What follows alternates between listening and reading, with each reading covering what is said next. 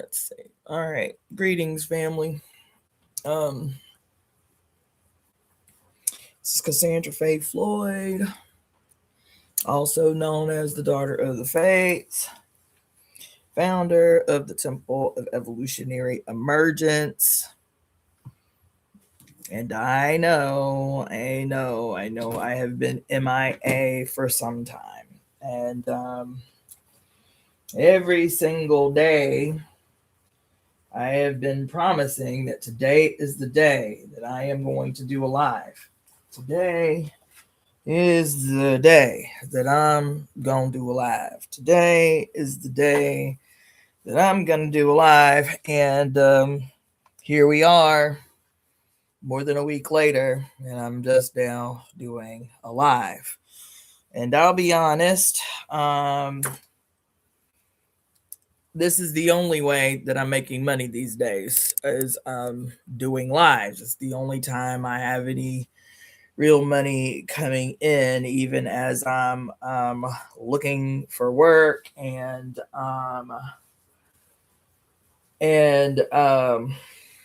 trying to run what may seem to many to be an insane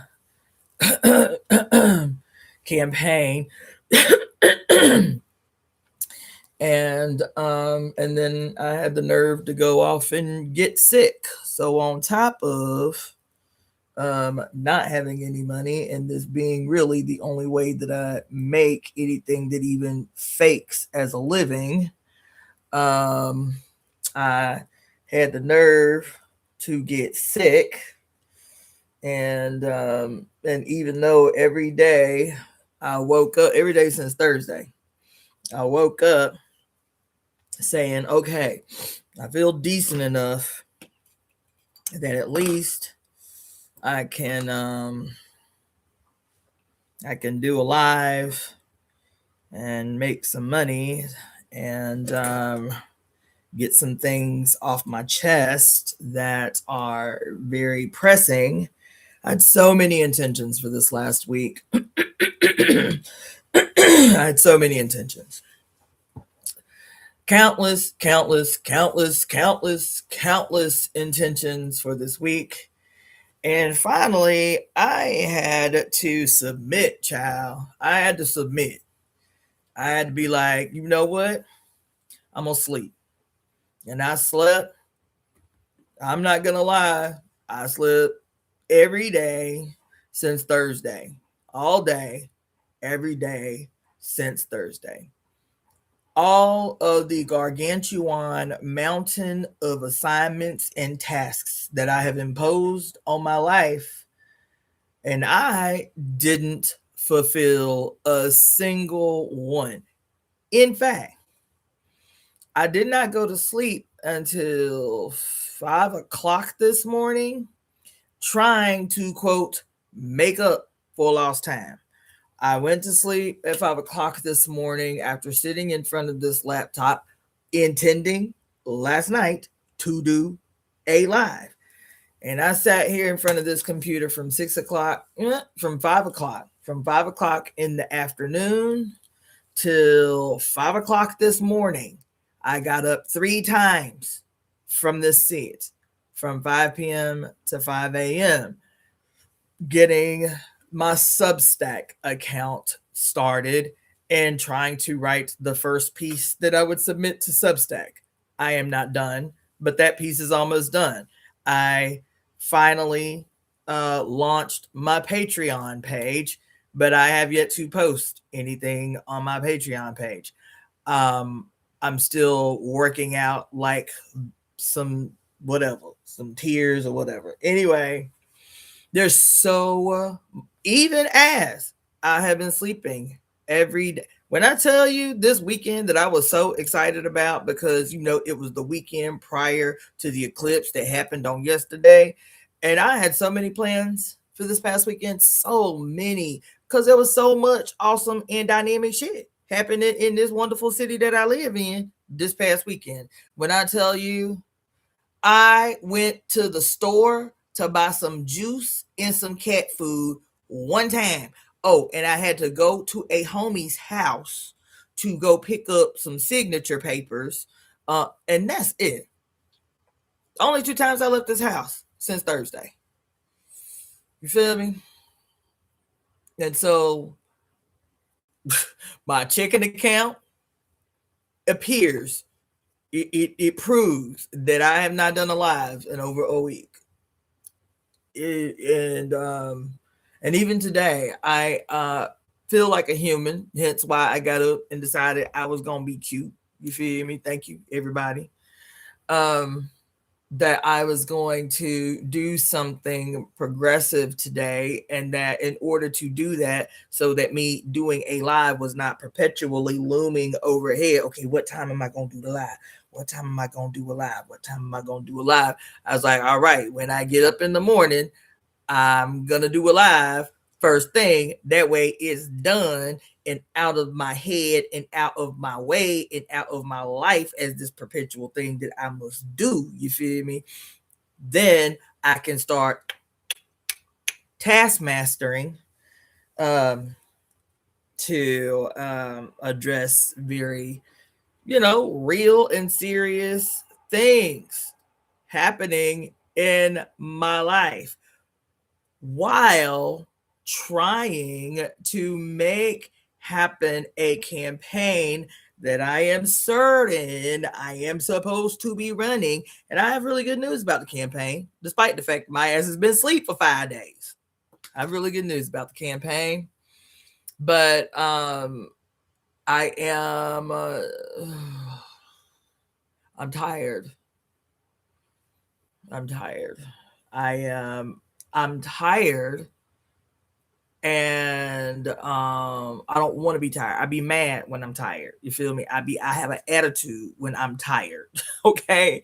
It's like I'll be in here talking to myself like a little kid because I'm like, okay, I got plenty of sleep.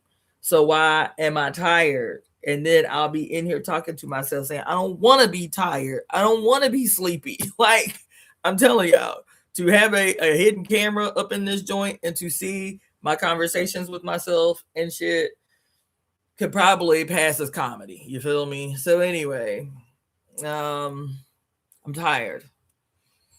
And I need help, man. Like I've been here before. I've been here before.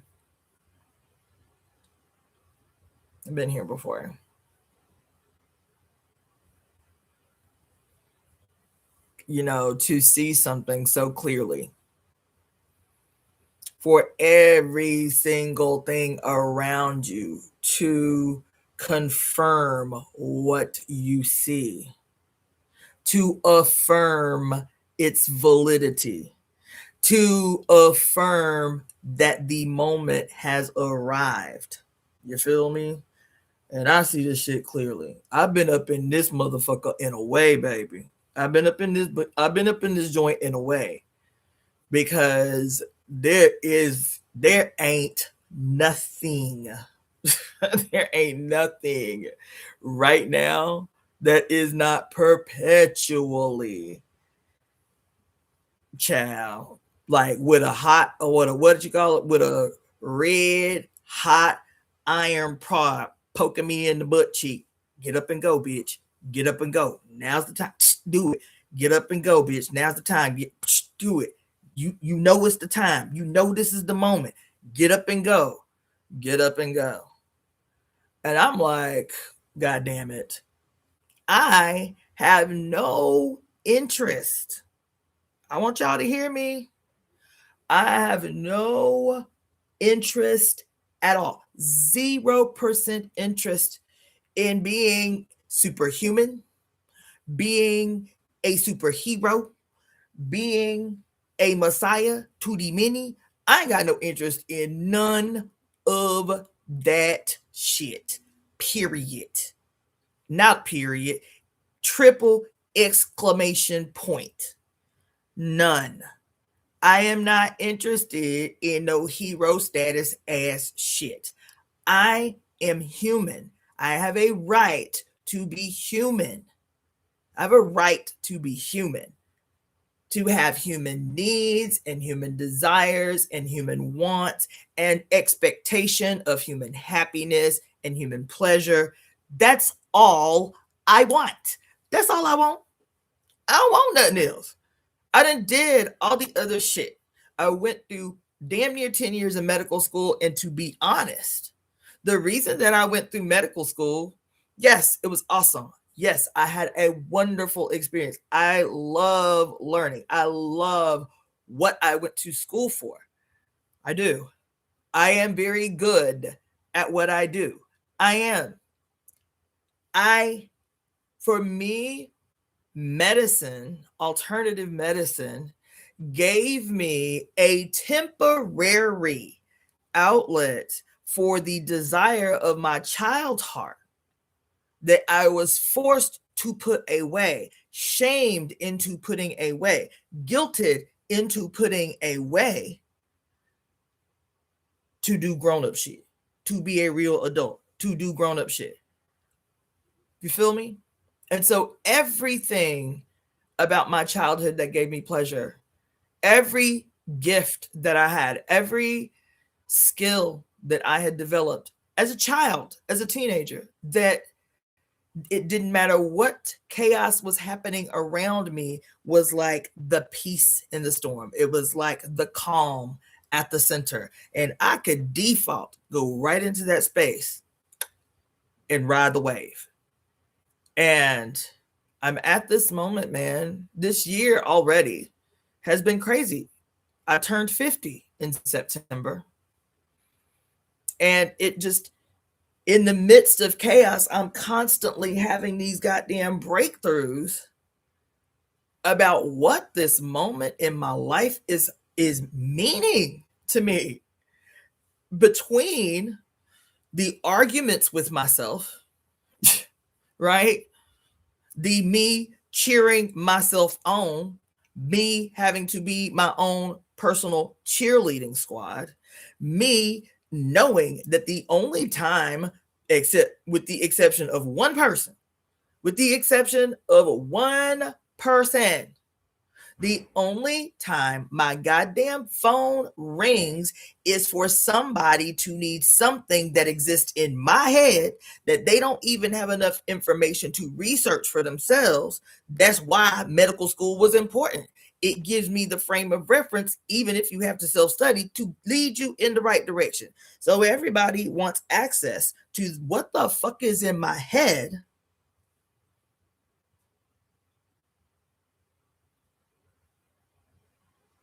And what the fuck I have in my head is $285,000 worth of goddamn student loans. You feel me? What I have in my head is $285,000 goddamn dollars worth of student loans to support me, my children, and my life while going through medical school full time, year round for 9.5 years, taking one semester off in 9 years. I went to school full fucking time for 9.5 years and took one summer off.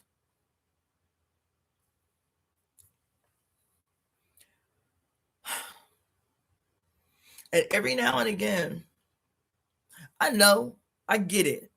I know that there are some of you who will be like, well, damn, why don't you just go on and be a doctor? Why don't you just go ahead and get your license and, and go ahead and do that until you can do what you want to do?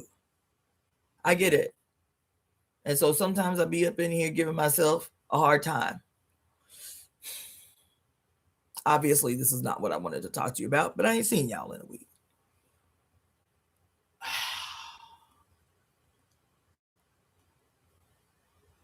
And then, to add insult to injury, I promised I wasn't going to talk about this, but I have to within the context of how I opened up in here. Thank you, Java Watson, for the donation, baby. I appreciate you. I really do.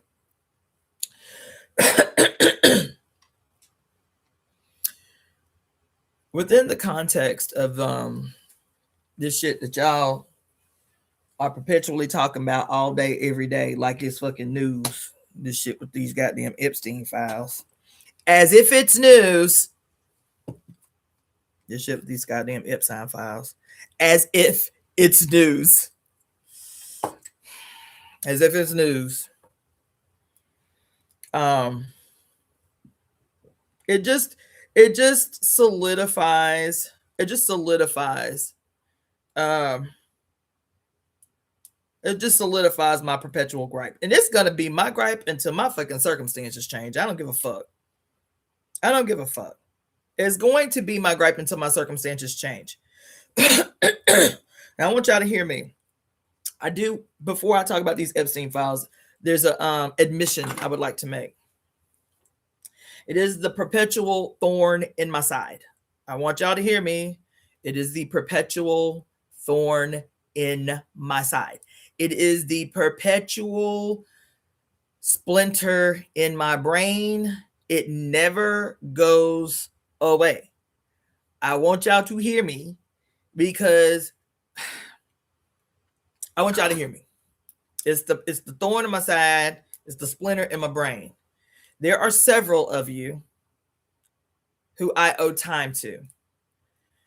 Whether that time is actual money, whether that time is actual time, whether that time is, a report I have not yet typed out for you.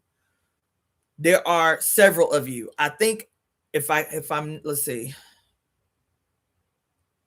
maybe about 4 or 5 people who I owe time to. And that time translates in those 3 ways that I mentioned. Either a report you've been waiting on for far too long,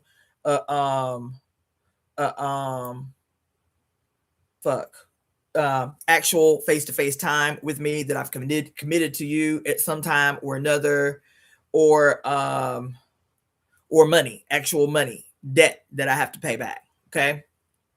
I want y'all to hear me, man.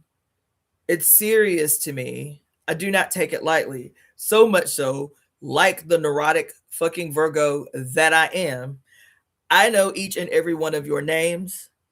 I see your face in my skull as one of the many, many, many, many, many things. What do you call it? Many commitments that I must fulfill as soon as I can. Okay? So please just know in your heart, all right? Because I get it. I do understand. I do understand. I do understand. I do understand. I do understand. We have grown so accustomed to being manipulated and mistreated and harmed by people who look like us. I'm talking Black folks right now. You feel me? Because the people that I'm talking about happen to be Black people. Okay? We are so accustomed. It's grown to be something that we just come to expect from us. Is manipulation, is dishonesty, is like a lack of self-responsibility and accountability to fulfill commitments and things like that. Do not receive. I'm just asking you to trust that everything that emanates out from between my lips, I live by it. I am plagued by it. I was just telling the homie the other day, I was like, man, you know what? This shit would be so much easier if I just would go ahead and concede to a life of crime. I should just go ahead and try to be a criminal. My spirit won't let me do it. My spirit won't let me do it. And I'm like, what crime can I commit that I am the least likely to be caught? And even if I am caught, won't be drugged through the street, tarred and feathered and shit. You feel me? My spirit won't let me even entertain the idea. So I'm asking you to be patient with me. And I know that some of you, it's been a long time. It has. But when I tell you, I'm not exaggerating, man. This shit, it's leading into this discussion about the Epstein files. This shit is plaguing me, man. Okay. Oh my God. Yo, I I forgot I did not have my goddamn YouTube comments turned on for like other videos. Somebody has just started listening to my old read of the Bell Hooks book, Communion, the Female Search for Love, and she say, I'm gonna need Bell Hooks to stop stepping on our damn necks like that. I got to go back and re-listen to that book. But anyway, to be serious,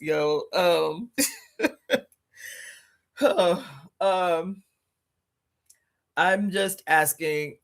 I'm not asking you. Those of you who I have outstanding commitments with, just know that this transitional period for me is it's fucking profound, man.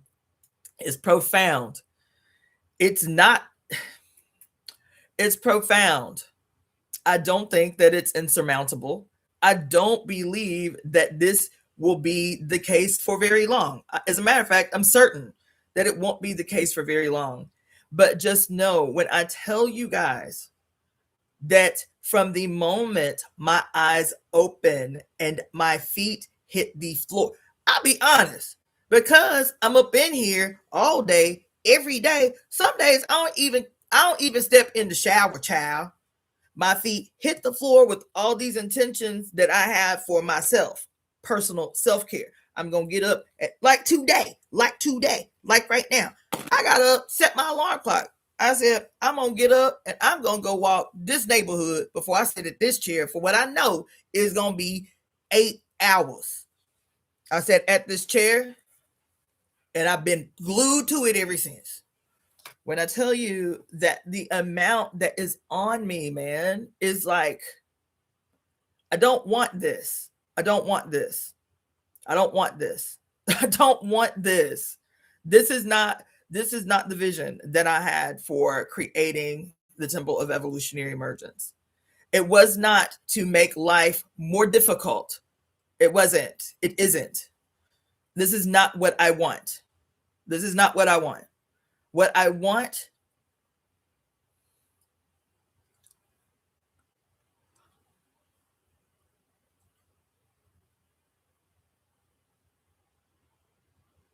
this is not what I want. And I'm going to tell you, I know it don't seem like it, but I'm actually in a good mood today.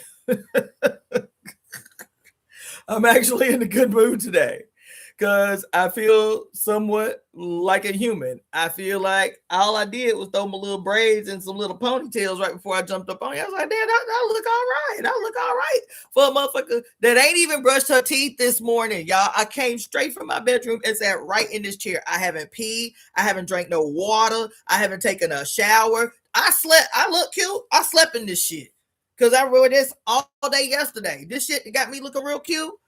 I slept in this and wore this all day yesterday. Honestly, I'll probably wear it all again to fucking day. I haven't.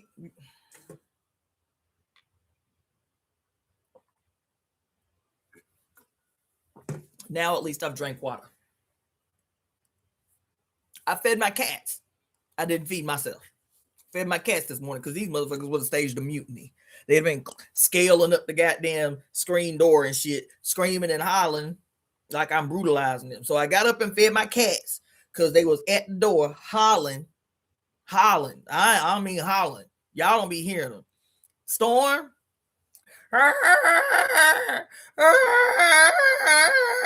I'm not exaggerating. I'm like, what the hell is wrong with you?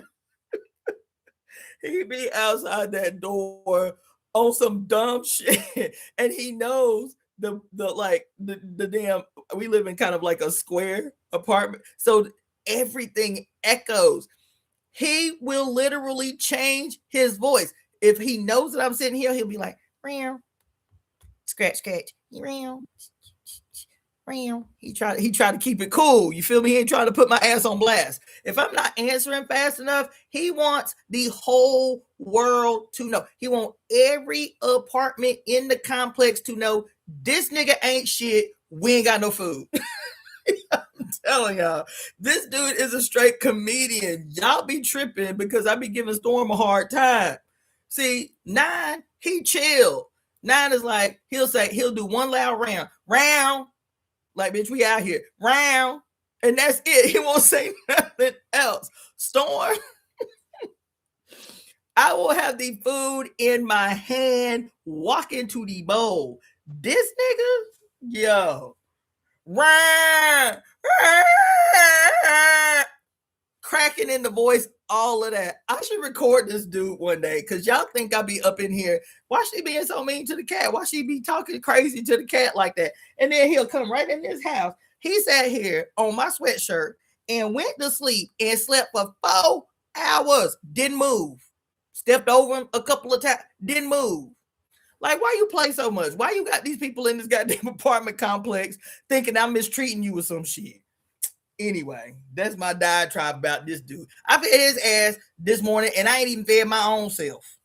You feel me?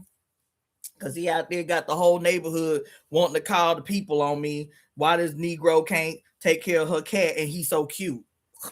Anyway.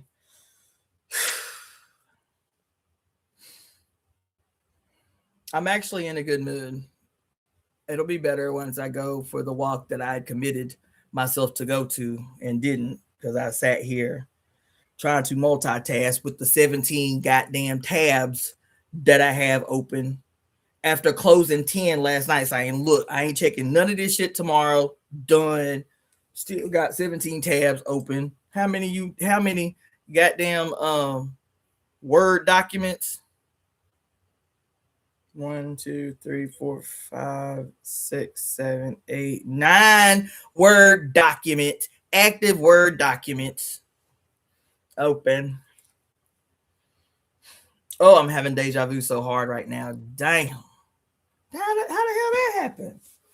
What the fuck? My damn phone just shut off. I thought this thing was charged. The hell? See, that's that bullshit. Yeah. Anyway, yeah, man. Yeah, man. I'm gonna tell y'all. There's so much I want to talk to y'all about. There's always so much I want to talk to you about because so much happened. Even while I was locked up in this house since Thursday, sleeping in cycles all day. That's all I did. I left the house 3 times this weekend, and that was just to do little shit so I could come home and go back to sleep. And still, so much happened. Oh, since Thursday. I was like, my head can't take no motherfucking more. I don't need anything else coming in for me to learn and to be getting my wig split on genius level shit. And my life does not represent that. God damn it. This shit is stupid. This shit is stupid. So I'm out here trying to, quote, look for a fucking job. Man, I'm out here trying to look for a job, y'all. I got an offer yesterday to go do some shit that I'm like, am I gonna do this? Is this what it is come to? Is this where I'm at 50 fucking years old with 4 goddamn degrees? Is this what it's come to? This the shit I gotta do. This is the shit I have to consider at this age. And every time somebody interviewed me last week for thank you, Spiritual Couture Collective, for the donation, darling. Somebody interviewed me last week. Some of y'all saw it. It was on IG. I'm trying to get the video file so I can upload it on my YouTube, right? And I'm sitting here watching this little 30-minute, 45-minute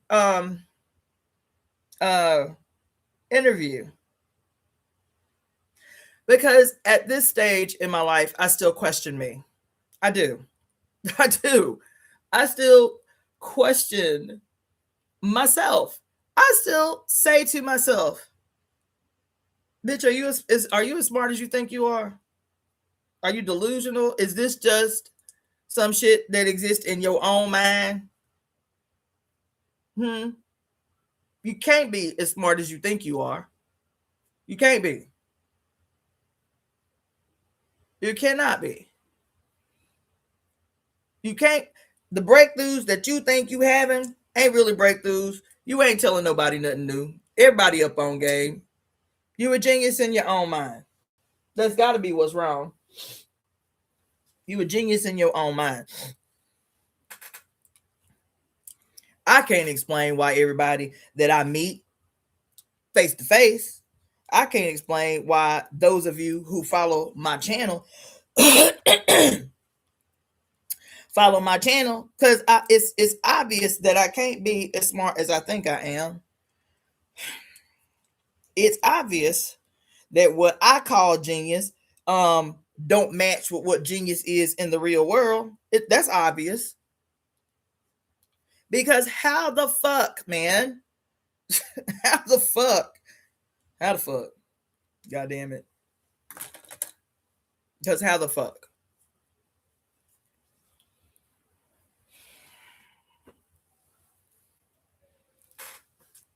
I deliberately got up yesterday because I knew, actually, let me not lie, I didn't know, because I've been asleep for days and days and days trying to nurse myself, because I know on any given day, there's only one person,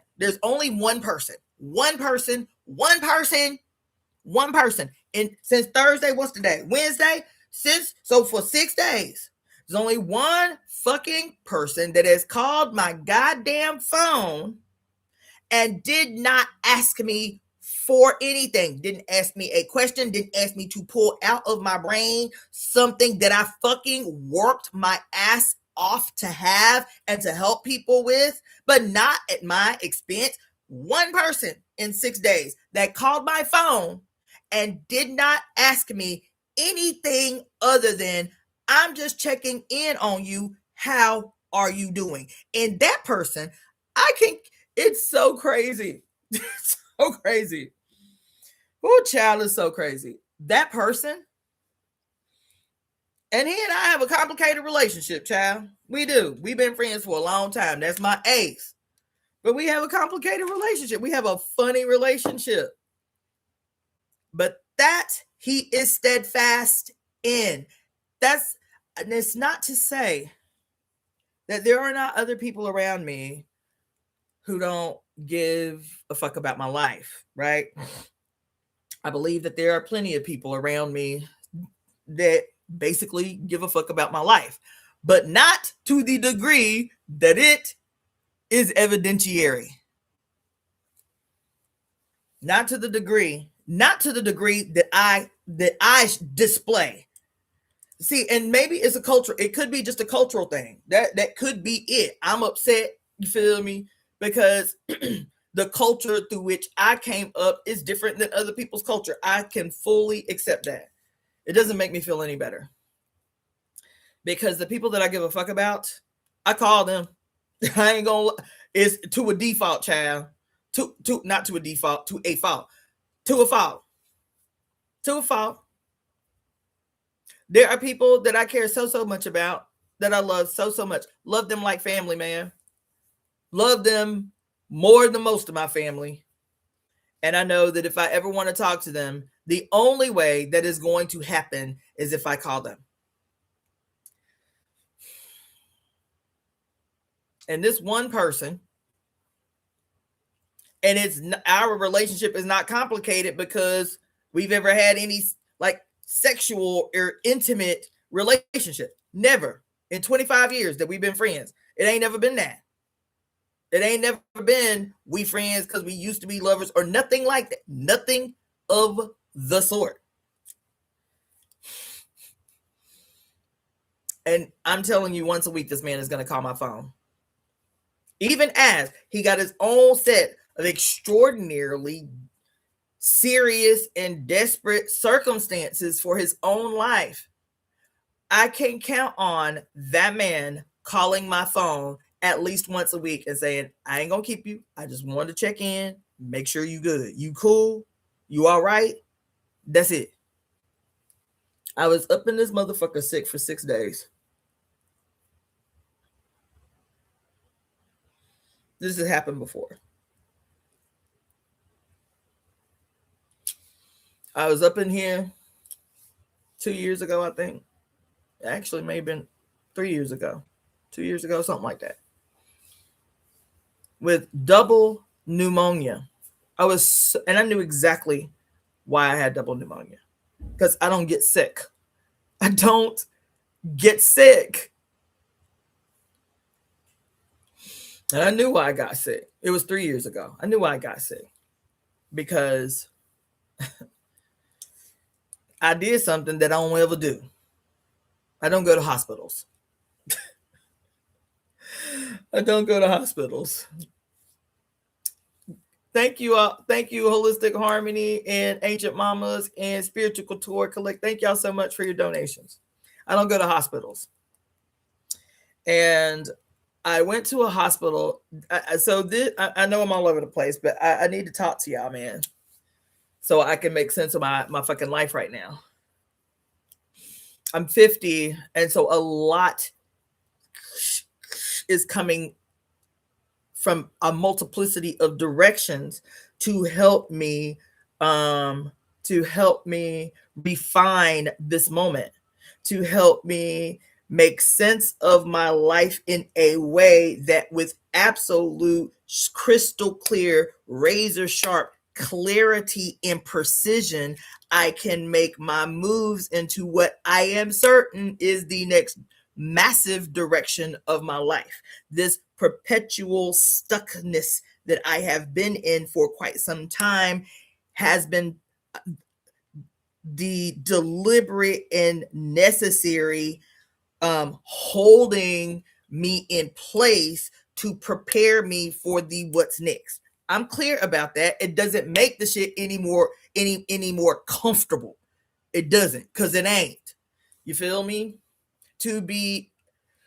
So anyway, I got sick. As a matter of fact, y'all, I got sick the second time I was getting ready to do ayahuasca. I've told y'all this story before, but to make it make sense within the context of this confession, this reverse confession that I'm doing. I went to Atlanta to participate in and help organize and facilitate ayahuasca ceremony. I had only done ayahuasca one time before that, but the dude who had gotten the go ahead from his teacher to facilitate in the States, because he was going to Peru twice a year. God damn it, hold on. He was going to Peru twice a year for years to do ayahuasca. Oh, brother, hold on. Shit, son of a bitch.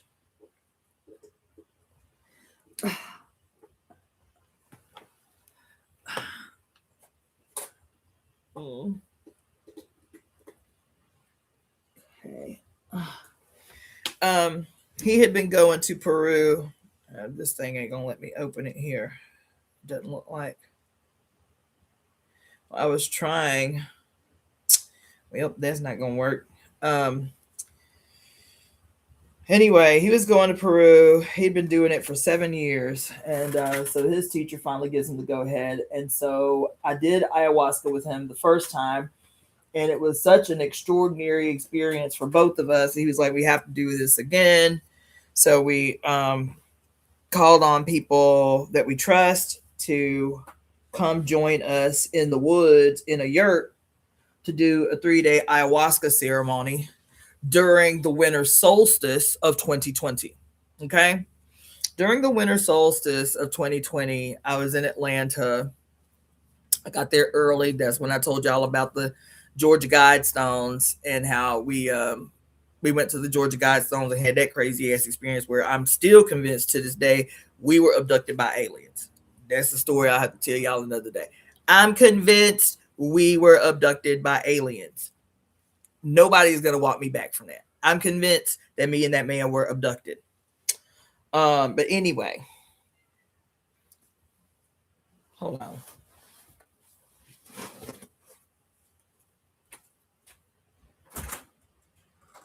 Come on. doing a lot right now. Come on. Come here. Come here, big head. Come here. Somewhere. Come here. Come here. The big old head said, come on. Oh. Big old fat cat.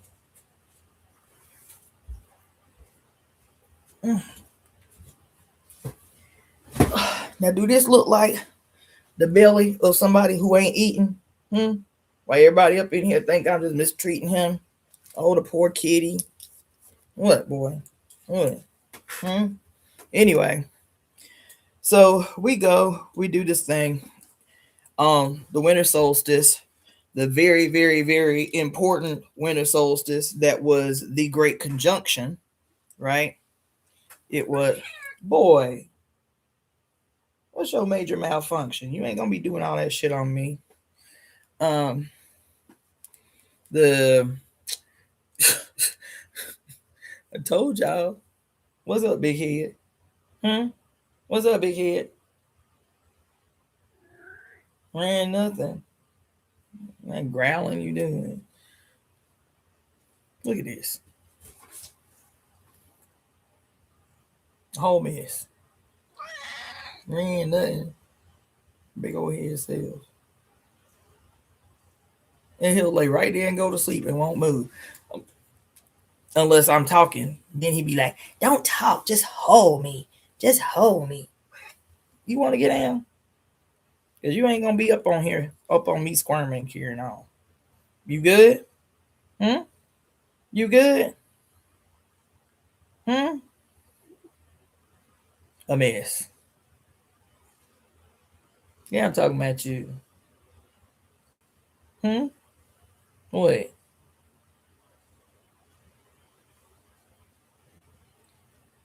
What's up, big head? Y'all see him? You ain't cute. Dude. Trying to be all that cutting up you was doing outside my door. Shoot. Big old head self. Anyway. It's a big old head. It's your big old head. A mess. Anyway, trifling. Trifling. Yeah, I'm talking about you. You trifling. What? What? Is that 9? Hold on, child. Let me go see if my other cat out here having a conniption fit. Oh, get down, boy. Ugh. Get down, big squishy. 9.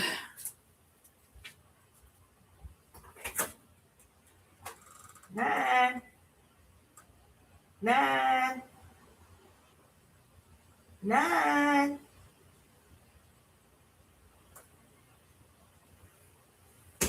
I love it. Got chilly out this door. Finally feels like the season has changed out this joint. It rained for the last couple of days. I know. He is fat. I ain't taking that personal. His butt is fat. So I don't know why he be out here acting like he's starving to death. Ugh. Anyway, so it looked like we got some. Because I just walked outside for the first time, and it's chilly outside. I'm like, okay, I might need to take out the jacket. Let's go. Because I'm telling you, the last, yeah, I'm tripping about my cat. The last 3 weeks, I was like, they doing this shit on purpose. How's 110 degrees in motherfucking California in February? How that happen? Stop playing with the goddamn weather, man. That's that bullshit. I had an attitude. It has been so much. I have not had to turn my AC on one day in the summer. How about the last 3 weeks? I've been running the goddamn air conditioner nonstop. I'm like, this is crazy. What the hell is going on with the weather in California? Anyway, now it could be a joke or not a joke. He fat, okay? He is fat. He is fat. His big old squishy ass belly. He is fat. Dude. And he is super cute though. I found this box. Y'all know I'm terrible. I'm not terrible. I'm awesome. I found this box on the side of the road. I was like, oh, that's cute. I think Storm might like that. He hadn't even seen it yet. How about he just went and posted right up in it? He's like, doody doo, this is my box. It's cute. I'm like, okay, he liked the box. I didn't even like have to make him get in it. He liked the little box. I like that. It's cute. It's like a little decorative cloth type of such and such. But he just went and got right up in it. You cute, boy. You cute. Anyway, back to the story. So we were doing that. And when we went to the Georgia Guidestones 3 days before the ayahuasca ceremony, I know myself so well. And I had not been sick in, I can't even remember how long. As a matter of fact, I had not been sick, like even with a cold, since 2016. That's how well I know myself. So from 2016 to 2020, I had not even had a cold. Okay. I get to Atlanta and the weather was way different than here in California. It's December. It was still relatively warm here in California. In Atlanta, it was freezing, like freezing, like your toes freezing in your shoes with socks on, freezing. And we get to the Georgia Guidestones and we microdosed on mushrooms. And that microdose turned into like a fucking wormhole, like a straight up. It was crazy. It was crazy. Okay. And when we got back from the craziness that was our adventure to the Georgia Guidestones, the next morning we went to go do the shop because we were going to prepare all the like all of the things that people needed, like soups and stews and all kinds of stuff like that for the 3 days that we were going to be out at the lake.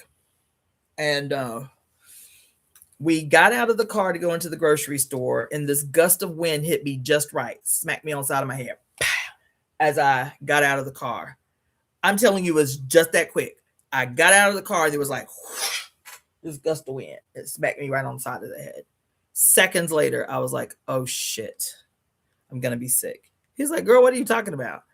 I said, just what I said. I said, I said, you go ahead, go to the grocery store. I'm gonna walk down here to this clothing store and see if I can find a scarf and some earmuffs. I'm gonna get sick. It was that quick.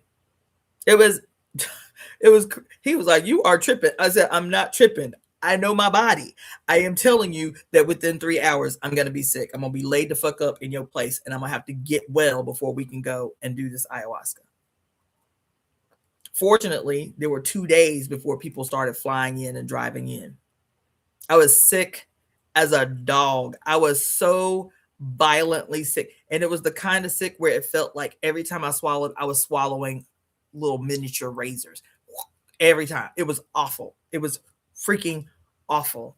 I said, I'm not going to be able to do no medicine. I'm not going to be able to do no medicine in 2 days. I'm sitting. I was miserable, right?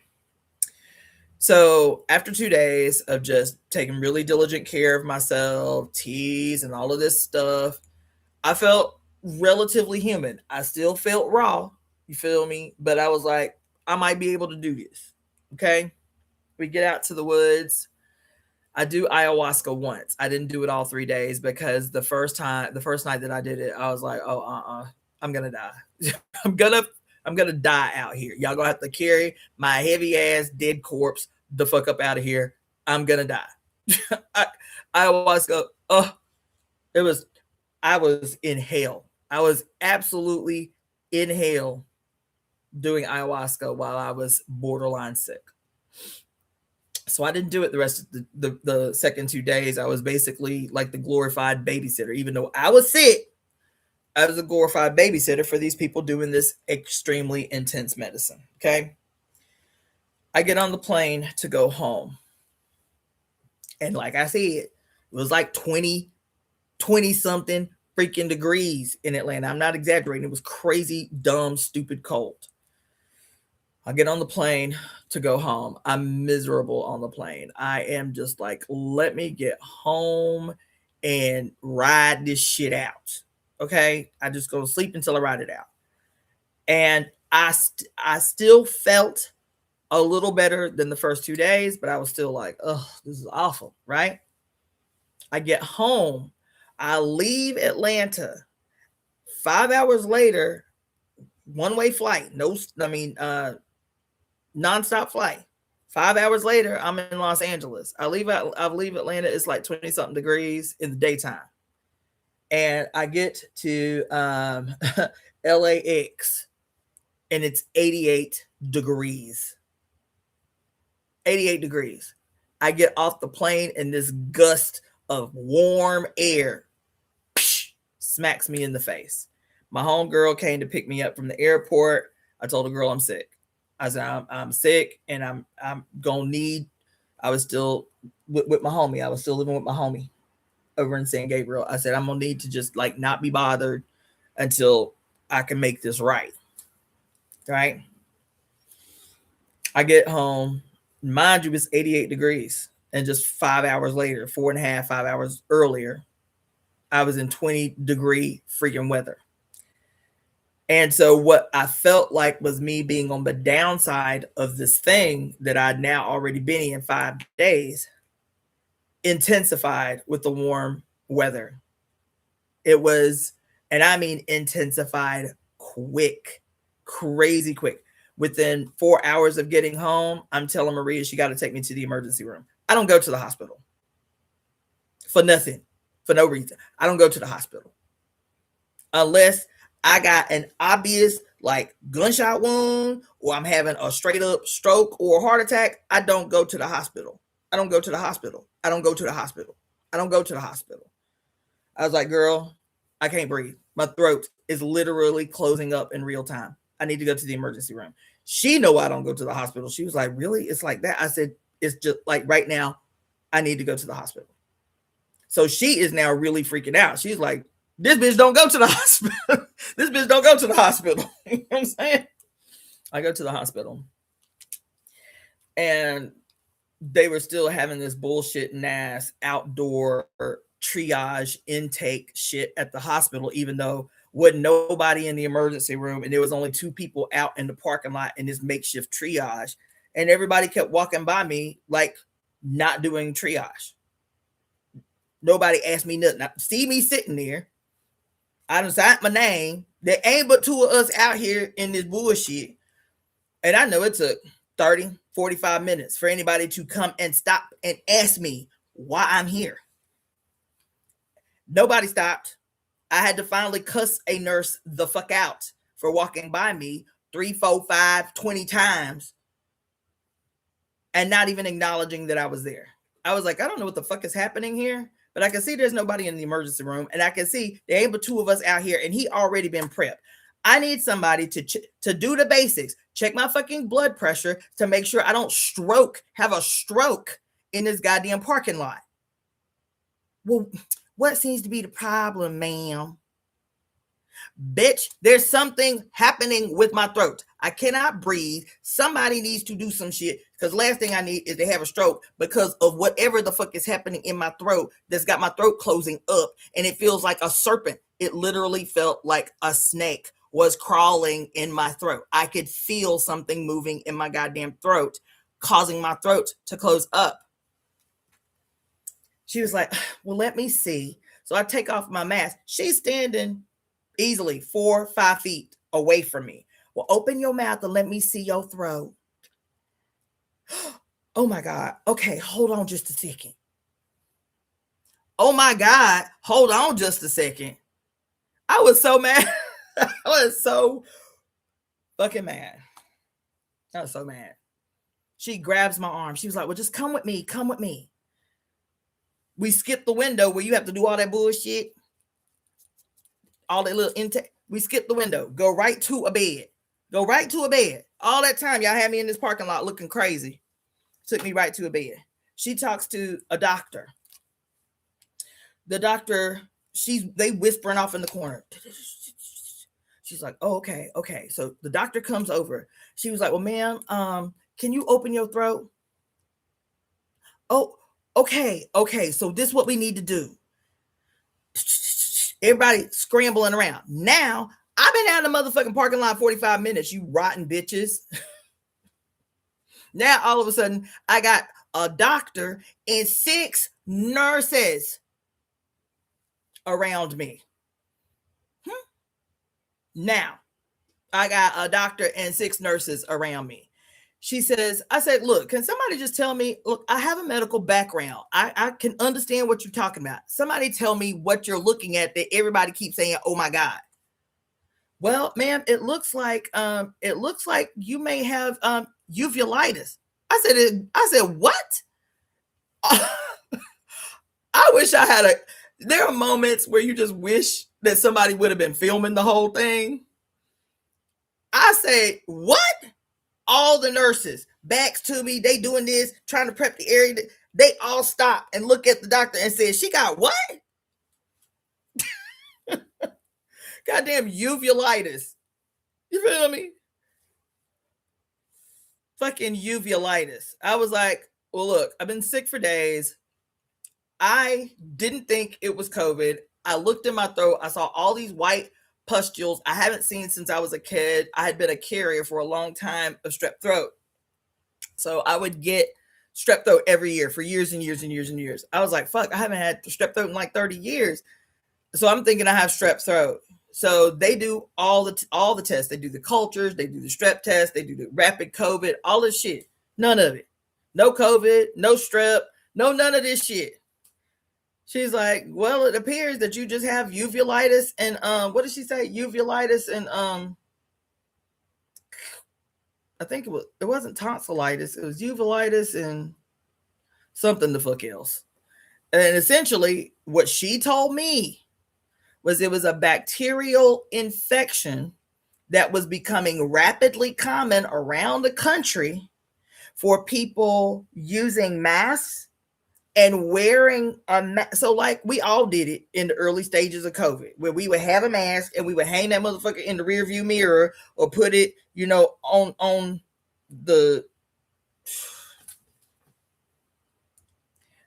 the dashboard. You know what I'm saying? When we weren't in a store, we would come out of the store, take the mask off, hang it on our rear view, or put it on the dashboard until we had to get out again. And what was happening was we were breathing in and out of these masks, and the bacteria in our mouth was going into the mask and then being cooked under the sunlight, which was making the warmth was making it germinate expediently. These little bacteria, these little mouth bacteria, you feel me? And then we would put the mask back on, and now these supercharged bacteria were breathing them into our nasal cavity and into our throats. She said it was happening a lot, where people around the country were reporting unbelievable amounts of uveitis and it was uveitis and something else, where basically these bacteria where we were breathing them back in, and they were making people sick. And even though uveitis hadn't been something that people had seen in decades and decades and decades, all of a sudden uveitis diagnosis was exploding all over the country. Okay, from mask wearing, but improper mask wearing. You feel me? Wearing the same mask all day and then throwing it away instead of regularly using masks, right? So that's how I got sick the first time since 2016. And I got violently ill because what was happening was the infection from the extreme change in the climate because it was bacterial and I'd come to a warm climate, was reproducing crazy fast once I got back to LA. And I was experiencing actually I was going into anaphylactic shock from the infection. I was having an allergic reaction to the amount of the infection. So my whole body swelled up. The swelling that was happening in my throat, and the time from the drive from my house to the emergency room and then sitting in that motherfucking warm air parking lot as long as I had, I was now going into anaphylactic shock. So I had swollen so fast that they had to cut my clothes off of me. They couldn't pull my clothes off of me. They had to take scissors and cut my clothes off of me. And when I'm telling you, I know it seems like a long story. Then y'all are like, where the hell is this going? And where the hell did it come from? I'm telling you. So I have been very disciplined about my beliefs where my health is concerned. I would never, have never, do not ever tell any person that I have counseled, that I've treated, that I've put my hands on. I will never tell them to do something that I would not 1,000% be willing to do myself, or have done, or have not done myself in some way or another. I don't do that. I don't make recommendations for anybody that I would not confidently take for myself. Period. Period on God. You feel me?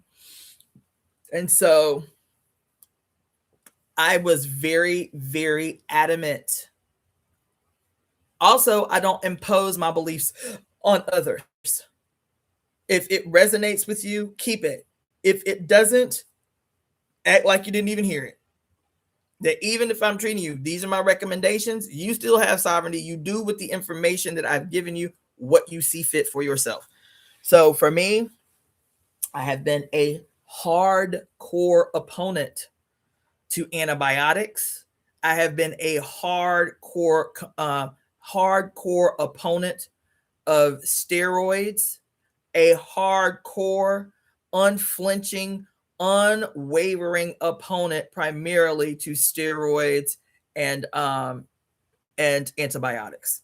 Not only antibiotics, any kind of those anti-drugs like antibiotics, antimicrobials, antivirals, hardcore, unflinching, in my position, opposed to that shit.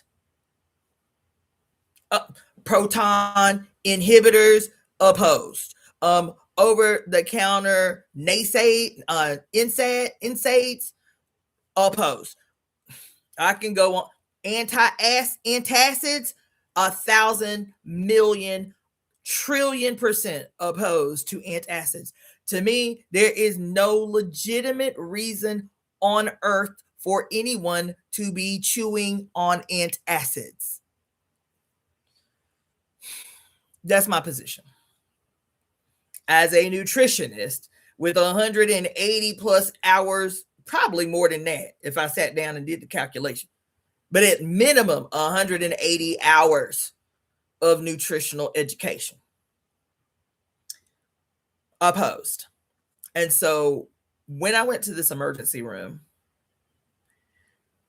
and they're telling me that I was going into anaphylactic shock because of the amount of infection in my throat and in my nasal cavity, that they had to give me, because I wasn't gonna let them put shit in me, y'all. I was in there fighting them.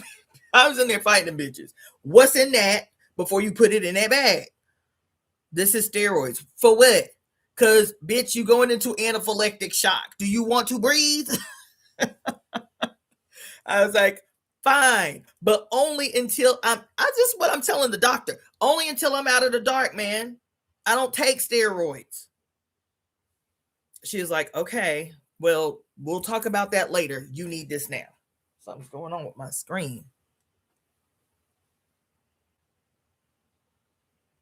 There you go. And then somebody else went to put something. I said, whoa, pump the brakes. What's that? Well, we got to do a round of antibiotics because you got this infection, this bacterial infection in your throat. I was like, well, I guess. I'm fighting the whole time. Can I just get away with the steroids and not have to take the antibiotic and get me in the clear so I can go home and do what I need to do? This is what I'm thinking in my brain while these motherfuckers are trying to put shit in this bag, trying to slide it by without telling me what it is that they say I'm consented to. I ain't signed shit yet. I ain't signed shit yet. You feel me? And so for the first time in my adult life, I can't say what happened to me as a child, but I know my parents weren't very heavy on medicating us. But in my adult life, as a conscious adult, for the first time in my life, I had taken steroids that day at the emergency room. I had not taken an antibiotic in 15 years prior to that day that I ended up in the hospital. As a matter of fact, I ended up in the hospital Christmas Eve. Christmas Eve. The reason I remember it was Christmas Eve was because my grandchildren and my daughter had just gotten here to California. They had only been here months. And I was like, damn, I ain't going to be able to spend Christmas Eve and Christmas Day with my babies because the hospitals were still not allowing any visitors. So I was in the hospital for 3 days by myself. As a matter of fact, I think the live video that I did is still in my YouTube folders. Having these fucking epiphanies that I'm having right now at this moment after having been sick for 3-4 days in this motherfucking apartment by myself, trying to make myself something that looks like fucking meals and self-treating with one phone call that has come to my house from somebody who gives a fuck about my life. And I know because they consistently demonstrate that they give a fuck about my life. So I'm at the hospital, can't have no visitors. And meanwhile, I am strapped to a perpetual drip of fucking steroids and antibiotics. All that work, 15 years of work to have a wonderful colony of fighters in my system. My whole fighting team was attacked in 3 days. Fucking steroids for the first time in my whole life. In my life. I felt so defeated. And I knew it was going to be a problem. I knew it was going to be a problem. That's what it means to go to medical school, bitch. You know when shit is going to be a problem. So even though I got sick, and that was mostly just due to stress. My daughter had came out here under duress just a couple of months prior. She got these babies. They're living in a halfway house that's very secretive. We're trying to do this transition where she and I can find a place to get. It was like a lot. Meanwhile, I'm still working 50 fucking hours a week. It was a lot. It was goddamn a lot. I was fucking... this is before I got my license to practice. And so I was cleaning people's houses 50 hours a week. During COVID, when people are supposed to be stationed at home, I didn't have the luxury of stationing at home, bitch. I had to get out here and clean white people's fucking toilet bowls. That's what I had to do. I had to clean white people's goddamn toilet bowls. And shit. And so I know that was like the sudden sharp stress of my daughter having to come out here with no plan, under duress. My poor baby came out here with a duffel bag, a diaper bag, and 2 babies on her hips. And having to kind of like reorganize everything in my existence to show up in the best possible way that I could for my baby.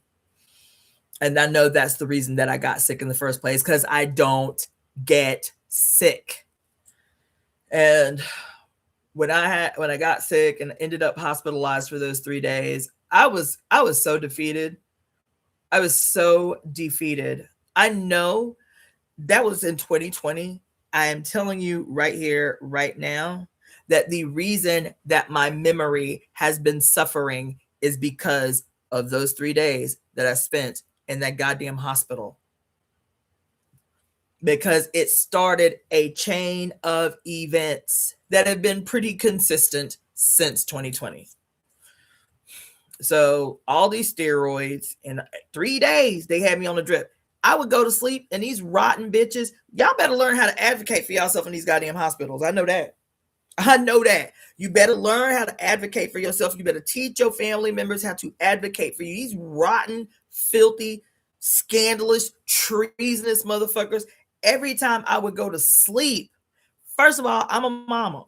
And so even though my babies is grown, I still let one thing not sound right in my sleep and I am up and alert.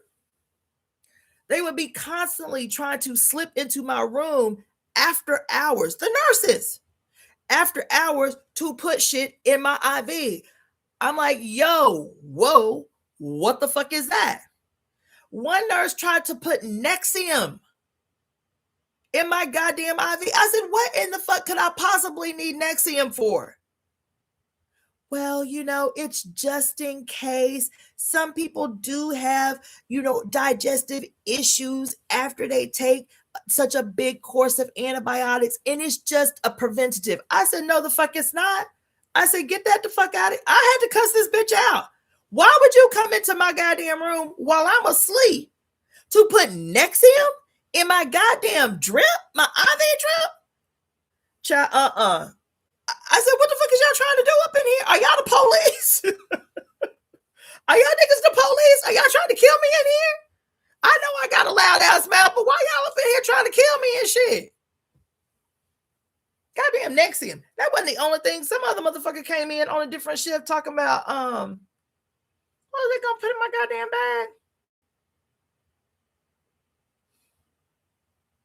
I forget. But baby, I spent them 3 days, baby, raising hell because I couldn't get no visitors. It felt like I was the only person in the hospital. It was still COVID. So it was so creepy, crazy. It was like a goddamn morgue. It was like crazy, creepy, quiet the whole time.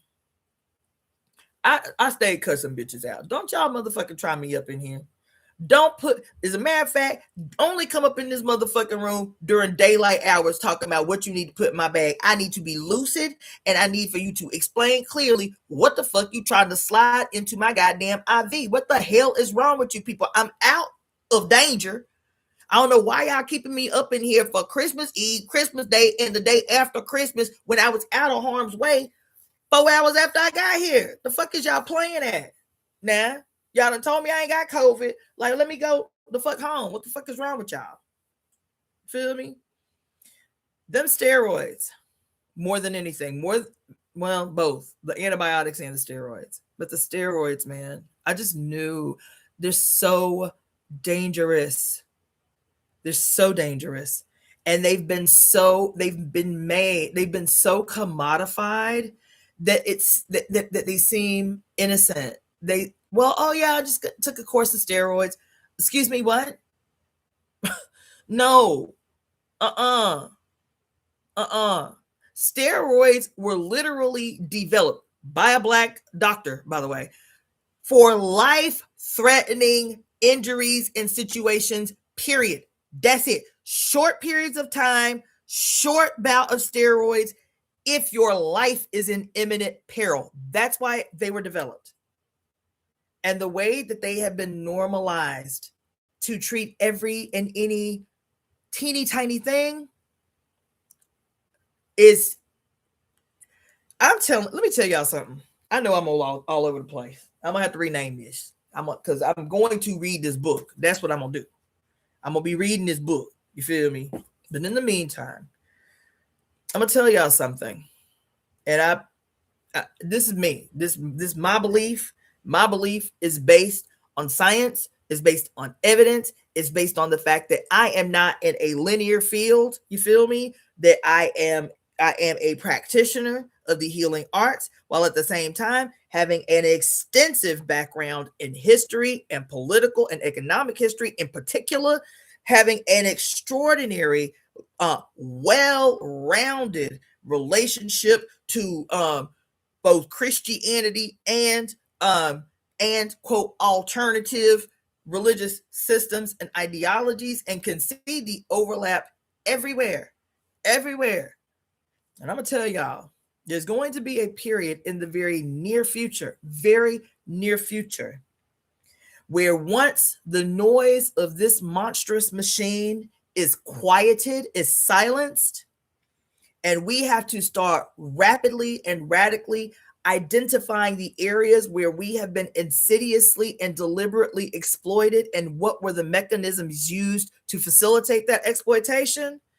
The medical The medical system is going to be one of the most shocking aspects of this revelation, of this uncovering. I'm telling you, it is going to be shocking.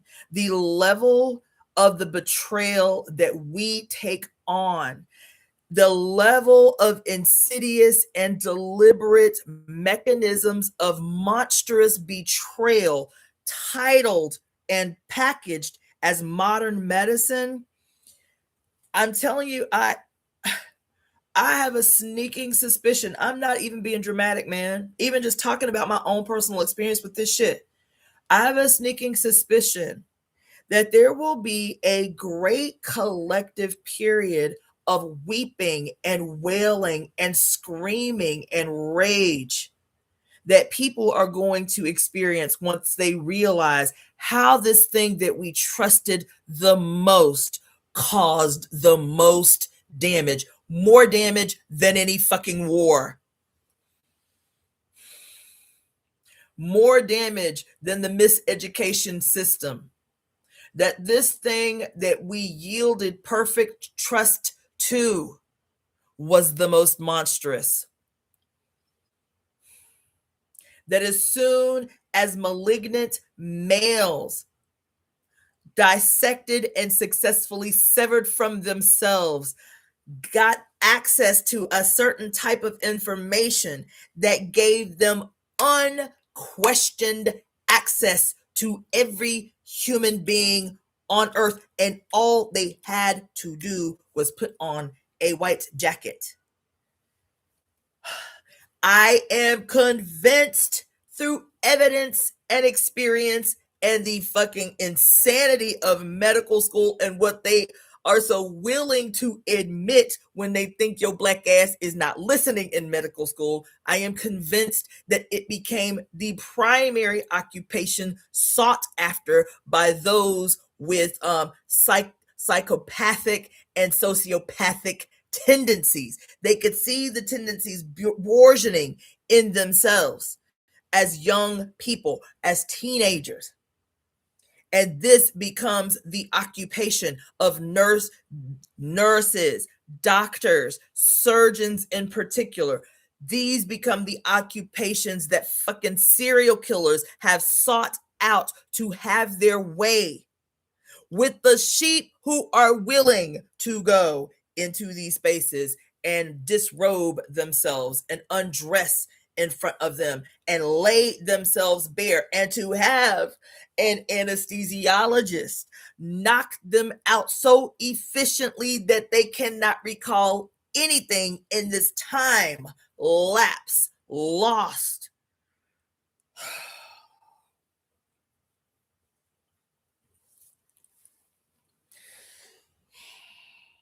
I've only been to the emergency room once since then. I felt conflicted. I felt conflicted because I love medicine. I love Western medicine. So this ain't the ravings of some, that's one of those crazy alternative bitches, those hippies who just hate Western scientific medicine. That ain't me. I went into alternative medicine school, a nerd for the Western sciences, a straight up geek for the Western sciences. But I'm telling you, man, I am certain that within, what year is it? It's 2026. Before 2030, there is going to be, on the level of this bullshit y'all still giving attention to, this bullshit ass bullshit with the Epstein styles, because this bullshit ass bullshit is what it is. It's bullshit ass bullshit is what it is. The fuck you mean y'all shocked and awed by what y'all reading in the Epstein files? As if people, children, men, women have not been saying for the 120 plus years of Hollywood that this shit has been happening to them, and what y'all default is to make them crazy. Oh, well, that bitch was crazy. That bitch was crazy. That's the default. I sat here and had an epiphany last night. I was like, they sure do be calling everybody crazy who out here trying to put y'all motherfuckers on game. They did the same thing. Michael Jackson was crazy. Now everybody like, he was right. I knew I trust me, bitch. I don't give a fuck. Even before I could articulate, I trust me. I always trusted me. I said, I ain't trying to hear none of that bullshit nobody is saying about Michael Jackson.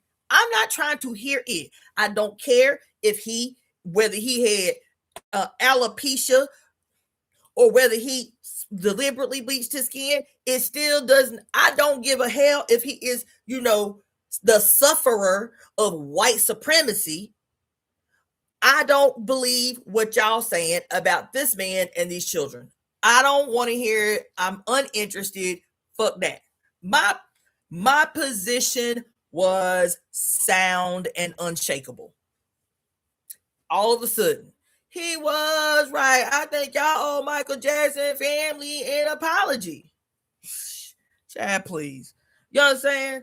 I have never read a single word, not a word, of Deepak Chopra. I actually bought a book used of this dude. And baby, my spirit wouldn't let me. From that day to this, I still haven't cracked the spine of that book.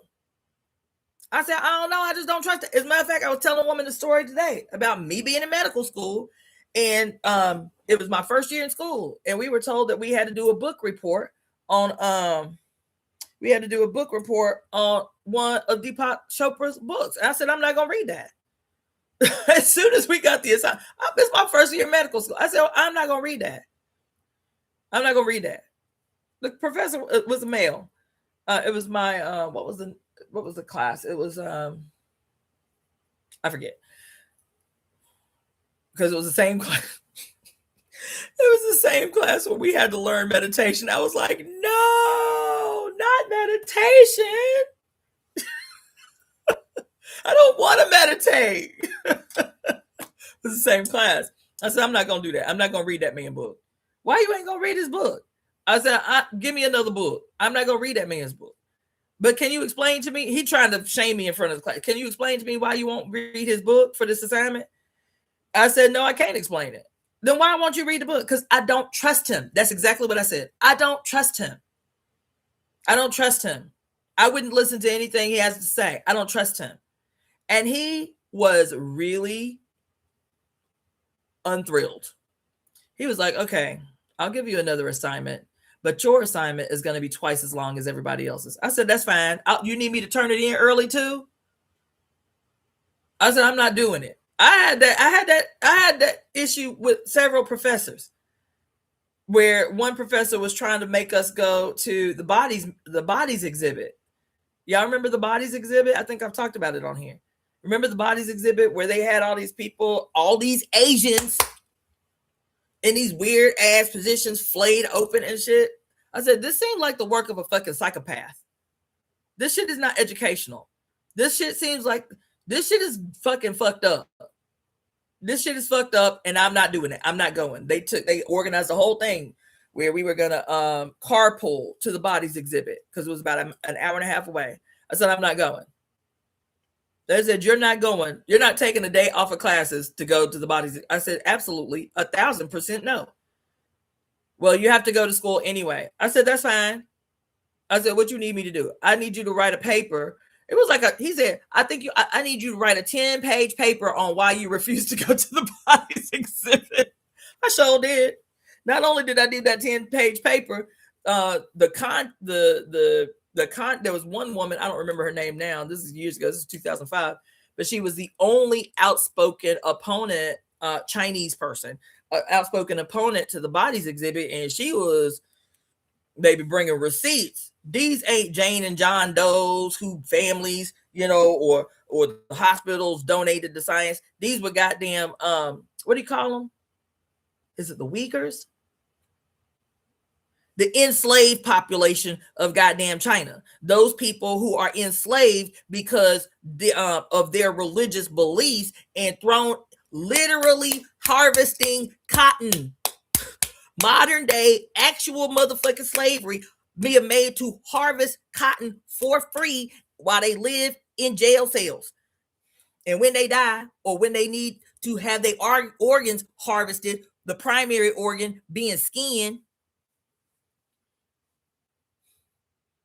then they just sloop, pick them up out the jail, take their skin.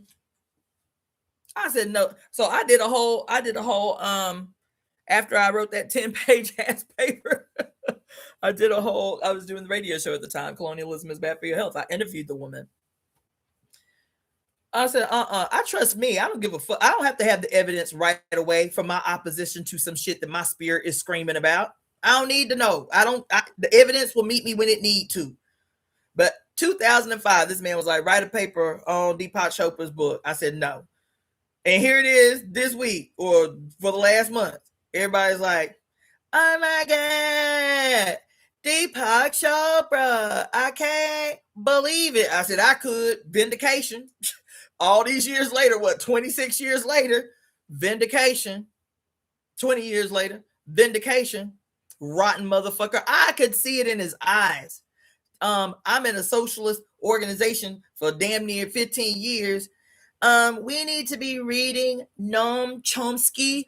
I will not. I refuse. Haven't read a single solitary word of what has come out of that white boy mouth, that Jewish white boy mouth.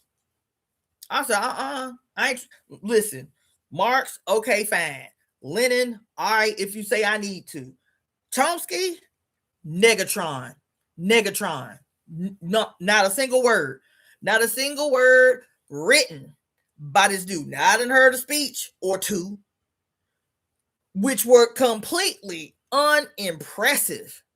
For the smoke, he get blown up his rectum about how awesome he is. That's why this is circling all the way back to the beginning. Why I got an attitude about the fucking conditions that I am made to live in a world that refuses to accept genius emanating from anybody who is not white and male.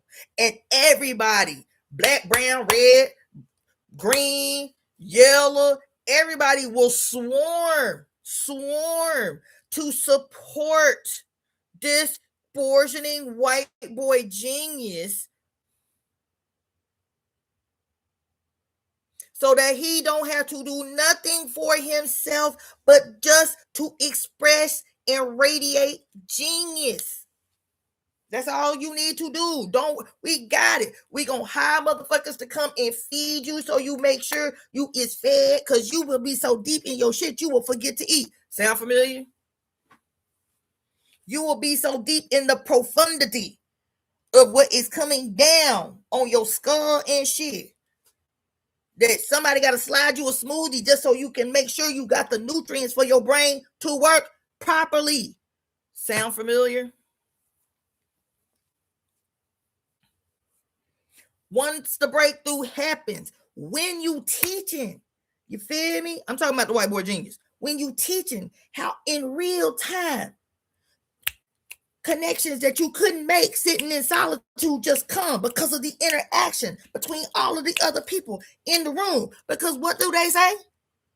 That the object being observed changes both the observer and the observed. That's why I be having these breakthroughs in real time with y'all, is because what happens when we get together cannot happen while I'm up in here by myself. Because in real time, you are learning, I am learning, even though I'm teaching, and you are teaching me something without saying a word, and this changes both of us in real time. And you, as the student, the actual student, need to witness this thing happening once we come into proximity with one another, because it teaches you not only how to learn, but how to teach in the future. You feel what I'm saying? Everybody can recognize that shit when it's some basic ass, mediocre ass, undynamic ass fucking white boy who just has the little bitty bourgeonings of something that can be called genius, and everybody will follow the fucking line to make sure that they can go their entire life without working a job, without talking about the how they had to come up scrubbing motherfuckers' toilet bowls just to make sure they had a goddamn place to live. fucking 50 years old, having to reconsider going and doing gig work. The fuck kind of shit is that, yo? I just reject it. I just fucking reject that shit. I reject it. I reject being up in this motherfucker for 6 days, sick, man. And the only person to call my motherfucking phone, where it was not something that they needed, was a 56-year-old white man. A 56-year-old white man that I've been friends with for 25 years. And that man don't ever ask me for nothing. That's the thing. He don't ever ask me for nothing. No, what you think about this and that and this and that. I got a little thing over here on my side. None of that. You couldn't call your goddamn practitioner. Yo, what you call him? Your general practitioner. You can call your general practitioner and say, I got an eye pain under my armpit. What you think I should do? And he tell you over the phone, I think you should do this and that and this and that, such and such and this and that. Try this and buy this product and apply it and not fucking bill your ass a couple $100 to $500 for that fucking phone call. But I get those calls, those fucking emails, those calls, and the expectation that because I love my medicine, because I love what I know, because I love what I do, the expectation is if you love it, you would do it for free because you a nigga. That's what y'all do. Because you a nigga.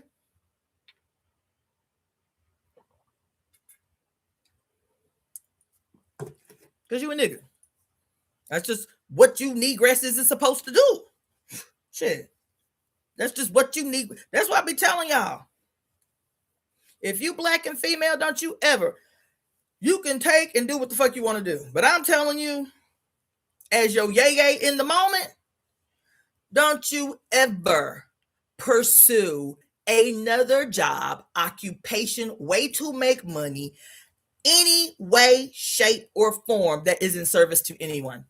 No more jobs of service. Not medical service, not cleaning motherfuckers' houses, not fucking none of that shit.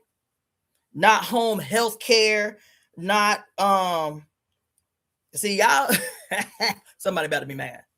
But Trump, because I keep telling y'all, Trump, even though Trump is a piece of shit, and he is, we have to be thinking bigger than just Trump and how we mad at Trump. We have to be thinking bigger than that.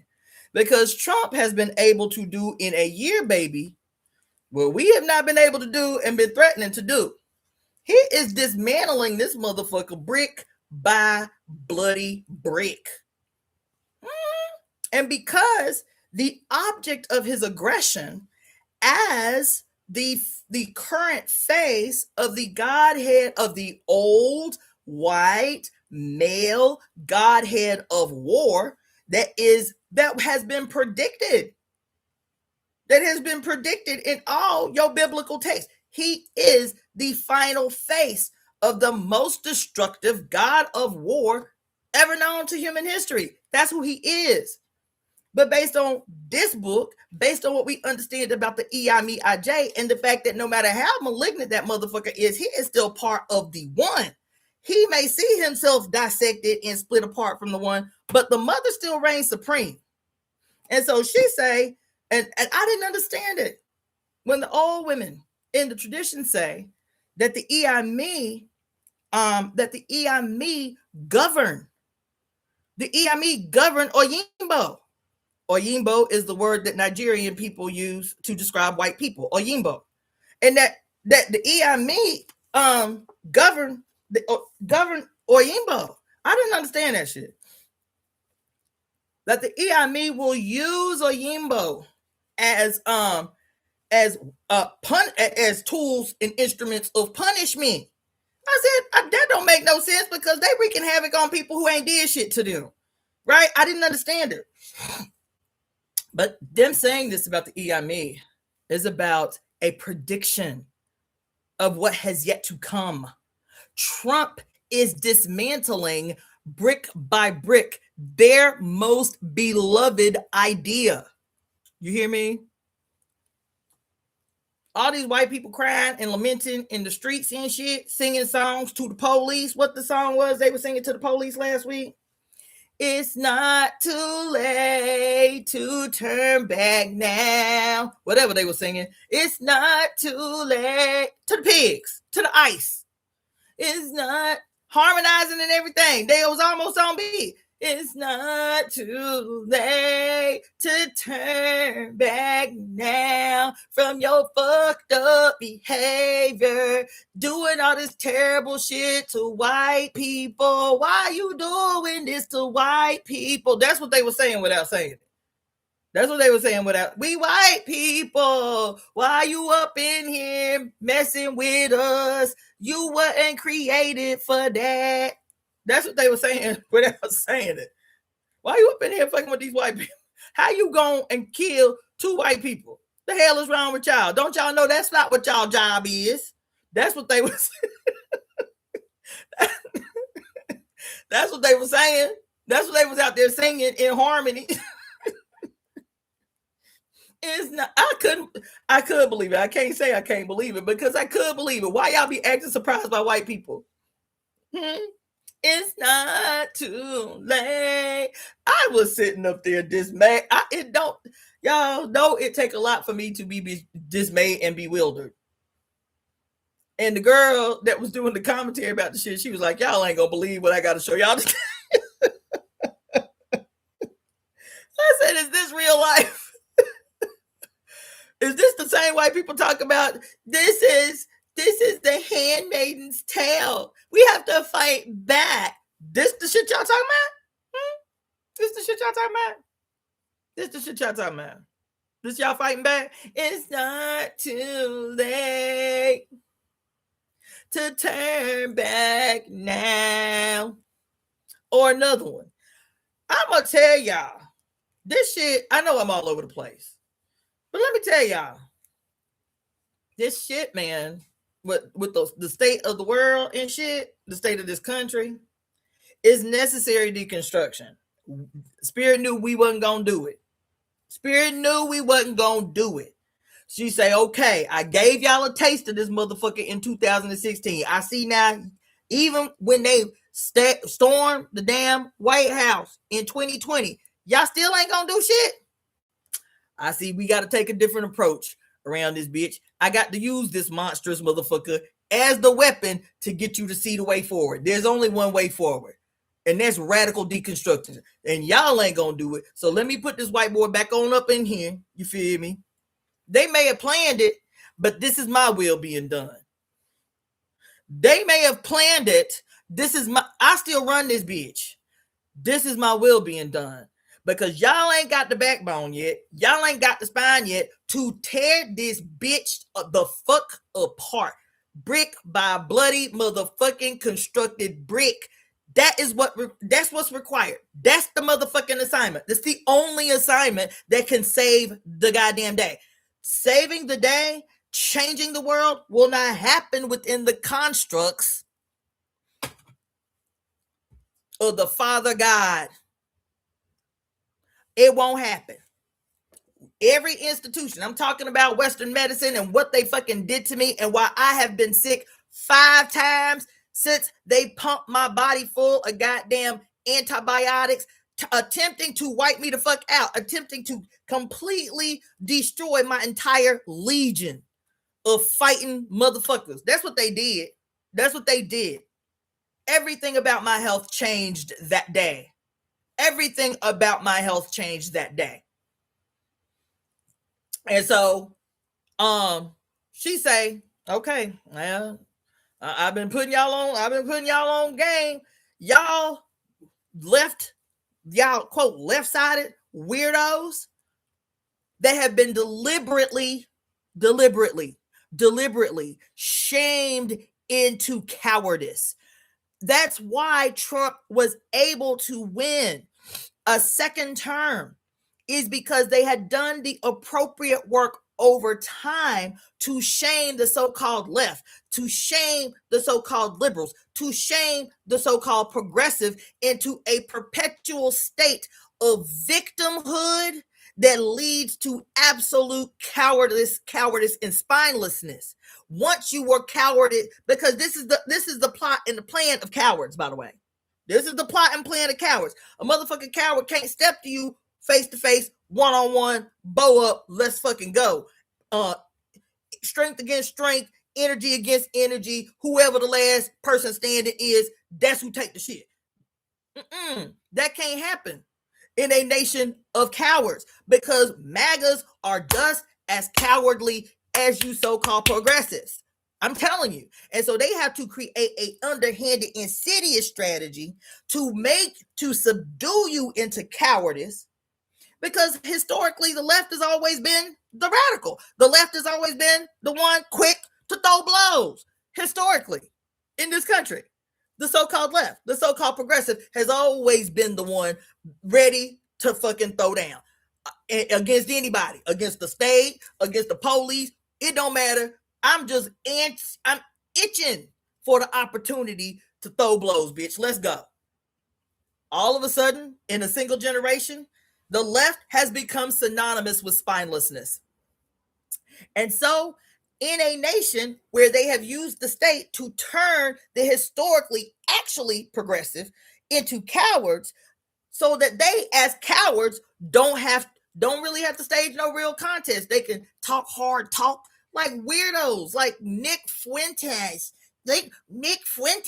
who's always so mad with his weird ass, like that little drooly, slobbery shit that always be coming out of his mouth. Like, ooh, he's so weird. I'm like, these y'all heroes. These y'all heroes. This who y'all is. This who rep y'all team. Shit. This who rep y'all team. This who rep y'all squad. But they had to make sure that you were a nation of cowards before they used the state. Other cowards, I'm talking about the men with guns, other cowards, to descend on those that they know they have effectively brainwashed over the last 25, 30 years to the degree that they knew they would not fight back.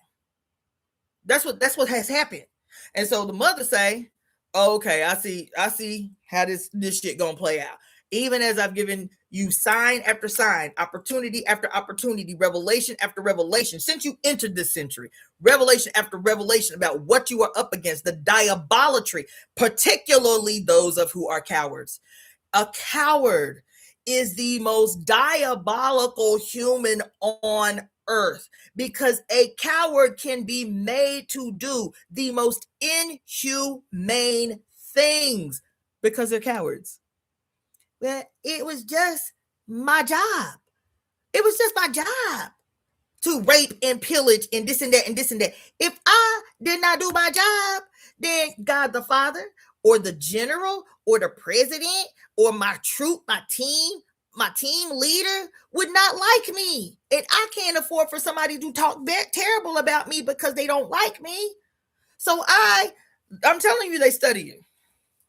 That's why I talked about the medicine. And once these revelations come out about this medical system and their role in this shit, what you think they did the Stanford test for? To see exactly how much they could force you to do under the auspice of capitulating to authority, that you would be willing, without even knowing a person or seeing their face or even being fed information about how they some terrible motherfucker that did some terrible something to somebody else, you would be willing to administer lethal doses of not Stanford, the Milgram experiment, that you would be willing to administer lethal doses of electricity to somebody that you didn't know, not being threatened, not being said, I'm gonna pull this trigger if you don't pull the trigger to kill this person on the other side of the wall that can't see you, but you can see them. Not none of that. I am just telling you that you don't have a choice. You can't leave this room until you push that buzzer that's going to kill the person on the other side of the room. Read the Milgram experiment. That shit is sobering as hell. But so they spend a long time studying you, the rat in a cage that you are. They spend a long time. And then they use your willingness to ignore a couple of centuries of scientific sadism to, under the auspice of medicine, to do what they want to do, whatever it is on any given period. How do you think something like 600 women can be filing a class action lawsuit against an Indian man who was approved by the board of the hospital to continually, perpetually administer unnecessary surgeries to forcefully, against their will and against their knowledge, sterilize 600 black women. How you think that happened today? This motherfucker ain't been in prison. He's been in prison since 2019, and it wasn't for forcefully sterilizing these women. It was for fraud. It was for fraud. Feel me? How you think that can happen today? Or for the first time? I ain't even gonna go into that. But I'm telling y'all all of that to say this. I say many things. You feel me?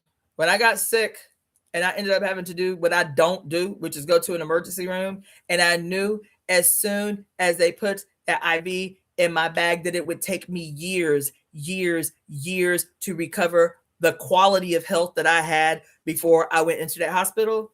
Here it is 6 years later. I'm 50. And so much has happened to my health since that day. I can show you. I had a tooth. Y'all, literally, I'm oversharing, but I literally had a tooth. I was like, what the fuck? I bit down. I was chewing on something. And I was like, what the fuck? It bit down like I was biting a bone. No pain, no warning. Bit down on a sandwich, and this tooth that I haven't gotten replaced literally came out of my mouth, came out of my fucking face with no pain, fully intact, root and everything. That fucking tooth came out of my goddamn face like it was not attached to anything. I said, what the fuck? What the fuck? Not a year after I left that goddamn hospital. I said, what the fuck is going on with my body, man? What the hell? My brain, I know y'all can tell. I am concerned. My memory, more than anything else, has been so extraordinarily specific and reliable my whole life. I have crystal clear memories of myself at a year old. And all of a sudden, you can watch videos of this last several months and the first few months that I was doing lives on this, and you can see the fluidity of my ability to communicate simple and complicated ideas like water flowing in and out. And today you can see me and you can hear me, and I will get stuck. This is concerning to me. I'm telling y'all, man, I knew the moment she said she was going to have to give me steroids that my health, that it was going to take me years. Since that day, 6 months after that, I was hospitalized. I wasn't hospitalized. I had to go to the emergency room, but I was like, I'm not staying because I was gasping for air. Just unable to capture a full breath. I was like, what? So I'm having to catch oxygen like this because I couldn't, to breathe an actual inhale, I was gonna choke. I was like, what the fuck is wrong? And I could feel it. It felt like what they describe as barrel chest, right? I don't know if y'all are familiar with that phrase, but what they describe as barrel chest, it felt like I was full. And the reason that I couldn't capture a deep breath was because there was already something all in my lungs obstructing my ability to capture a full breath. I go to the goddamn emergency room.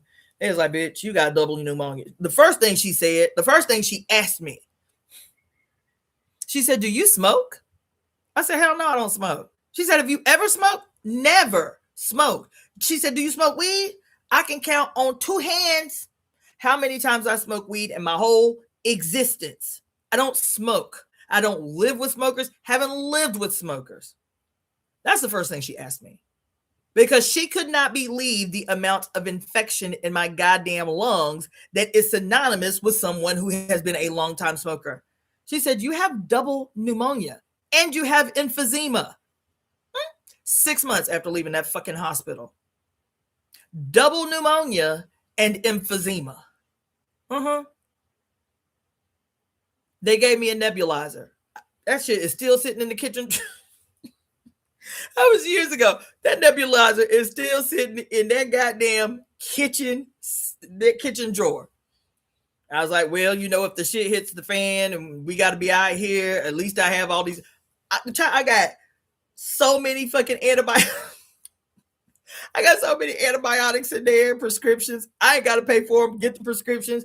Well, if shit hits the fan and we need antibiotics or something major, I'll be the one who got the antibiotics, whatever. I don't take antibiotics. I have not taken an antibiotic since I walked the fuck out of that goddamn hospital. And they had me fucking IV'd. That's a whole discussion for another day that I've talked about, QB, is the whole previous year of us chanting that bullshit out into the atmosphere. But anyway, 6 months later, man, I was back in the hospital with double pneumonia and emphysema. They talking about take this nebulizer. I went right home, put that nebulizer in the motherfucking drawer, pulled out, I think I have 3 humidifiers. So I just pulled out all the humidifiers, had them set up in the major rooms, and had all my little herbs in my humidifiers, breathing it all the time. And then as a matter of fact, I was like, I can't be in this house. I can't be in this house. The white guy I was telling you about, who is always going to call and check on me, I said, Kevin, listen, can you come and get me? I need to go to the beach. I feel like if I can just breathe in some negative ions off the ocean, I'll be all right. Right. So he came to pick up me and the kids, and we all went to the beach. His daughter, me and the kids. And I brought my cups, my squishy cups. And I said, look, I hate to ask you this. I would not ask under normal circumstances, but I just feel like if I can't cup myself. I feel like if I can get these cups on my middle back, that it will bust up what is here and can't move. I can't cough. I can't breathe deep. And so it can't move. So I showed them using my arm how to apply the squishy cups. I said, now all along what would be like my flank and my bra line, just put them on as tight as you can all across my back. So we sitting out at the beach, and he put like 20 cups on my back. And I'm just laying there sleeping on the beach with these cups on my back. He playing with the kids. And I'm just trying to, breathe and breathe and breathe. By the time we got back to the car, y'all, we leave the beach, walk to the car. By the time we get to the car, I have the first successful cough in days and days and days. And I coughed up. I'm glad I got this. I don't want to gross y'all out too bad. But you see the size of this ball in my hand? Maybe about 3/4 of the size of this ball. I'm in the car. I'm like, oh my God, I feel like I'm about to cough. I'm like,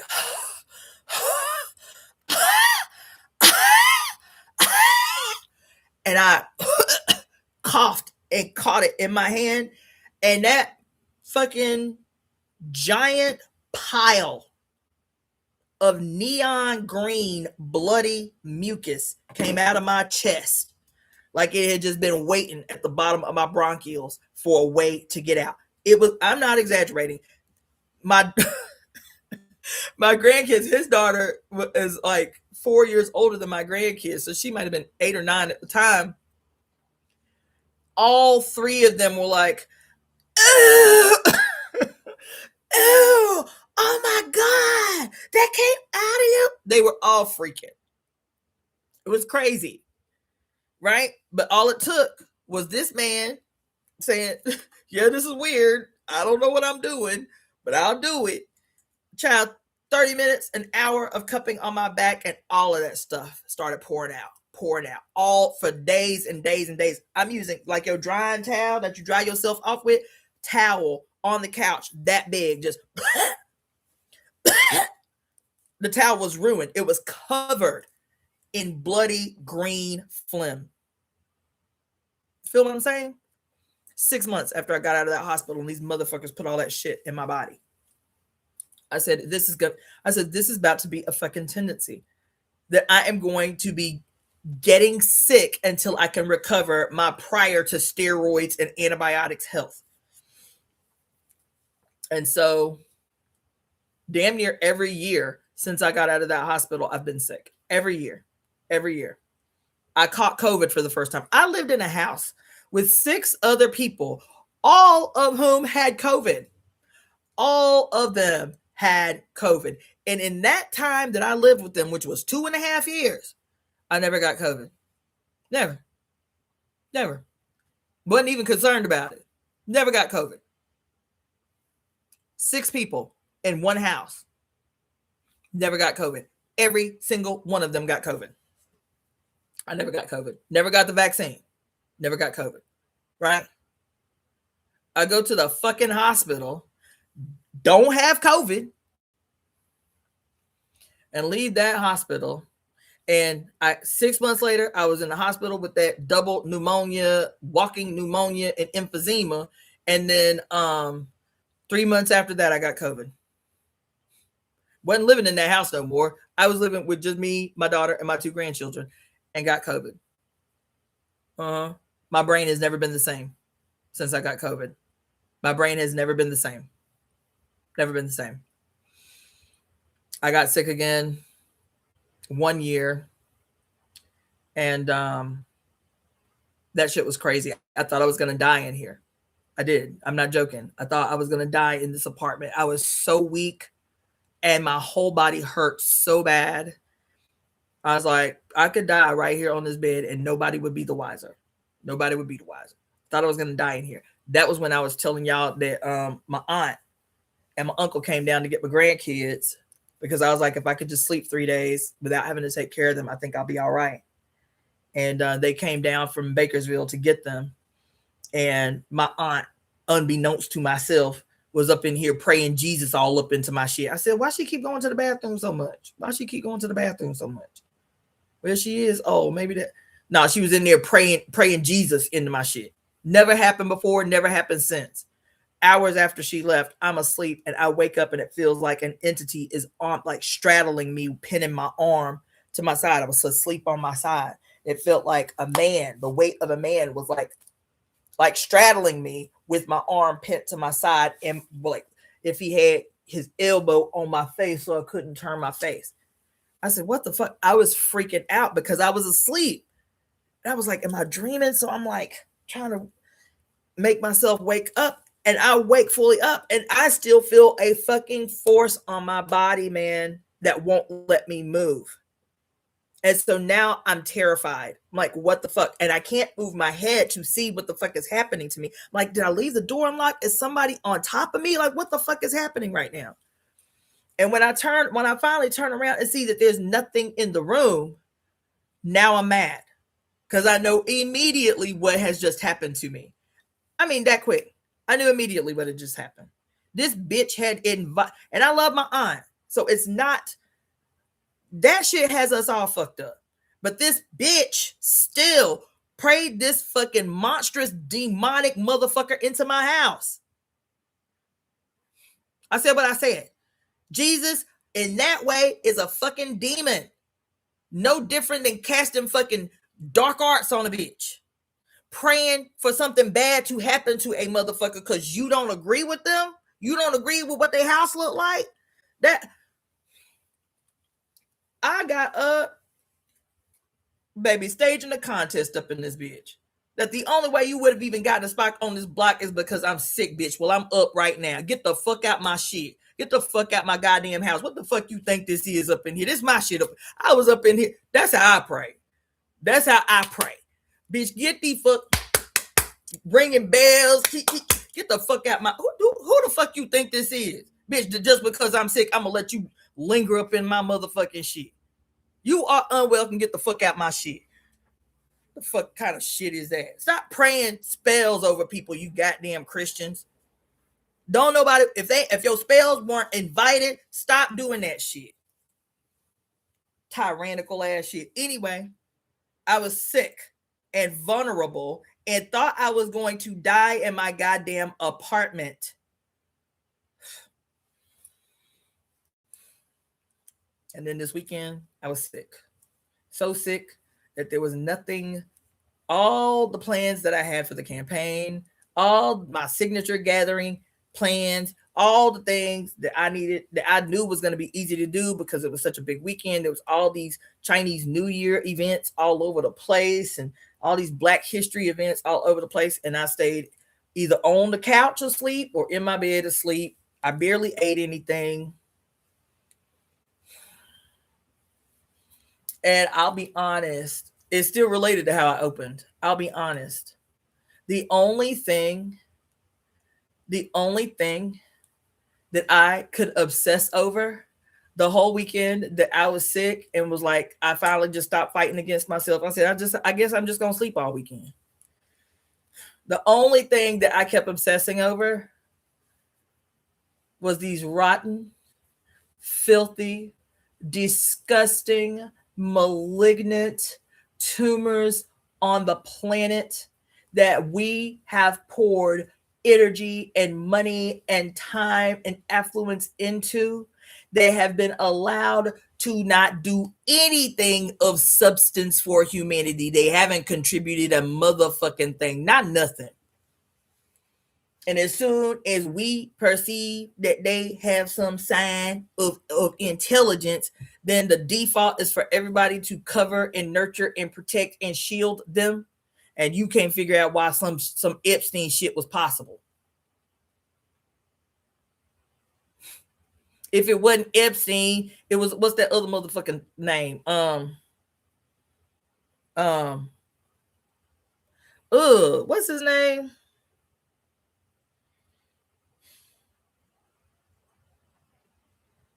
The movie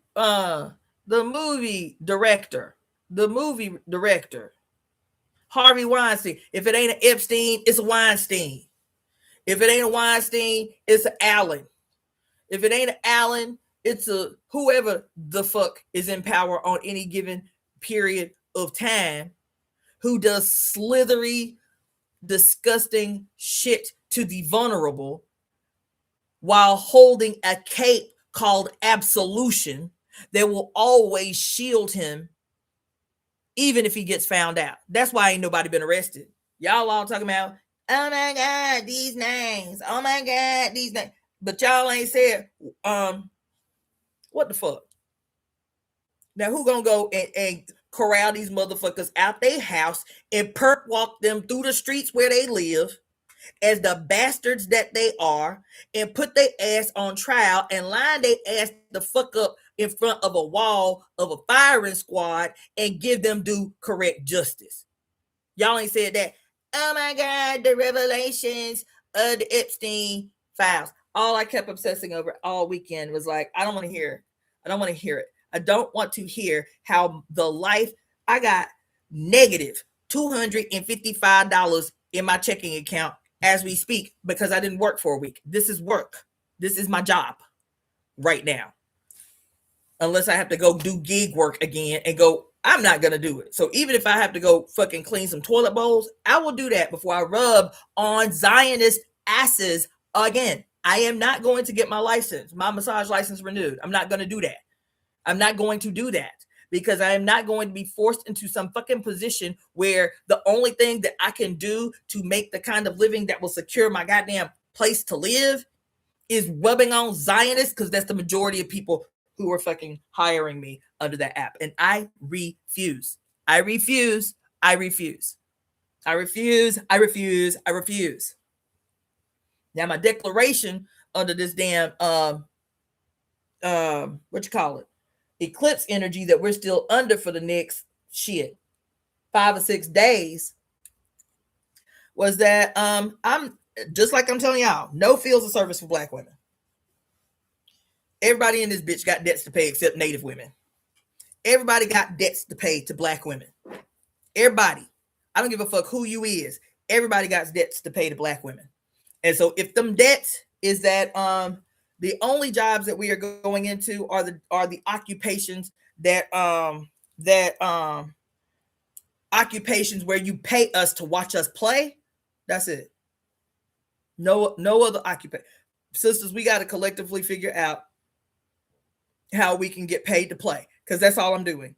That's all I'm doing. As the founder of the Temple of Evolutionary Emergence, it won't be this. It won't be me up in here lamenting. This ain't what I came up in here for.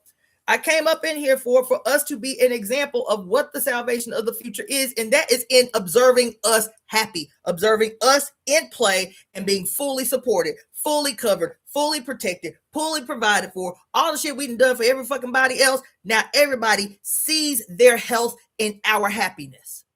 They see that the way forward for them is to observe and be changed in their observation of us happy, of us thriving, of us being able to give from full stores.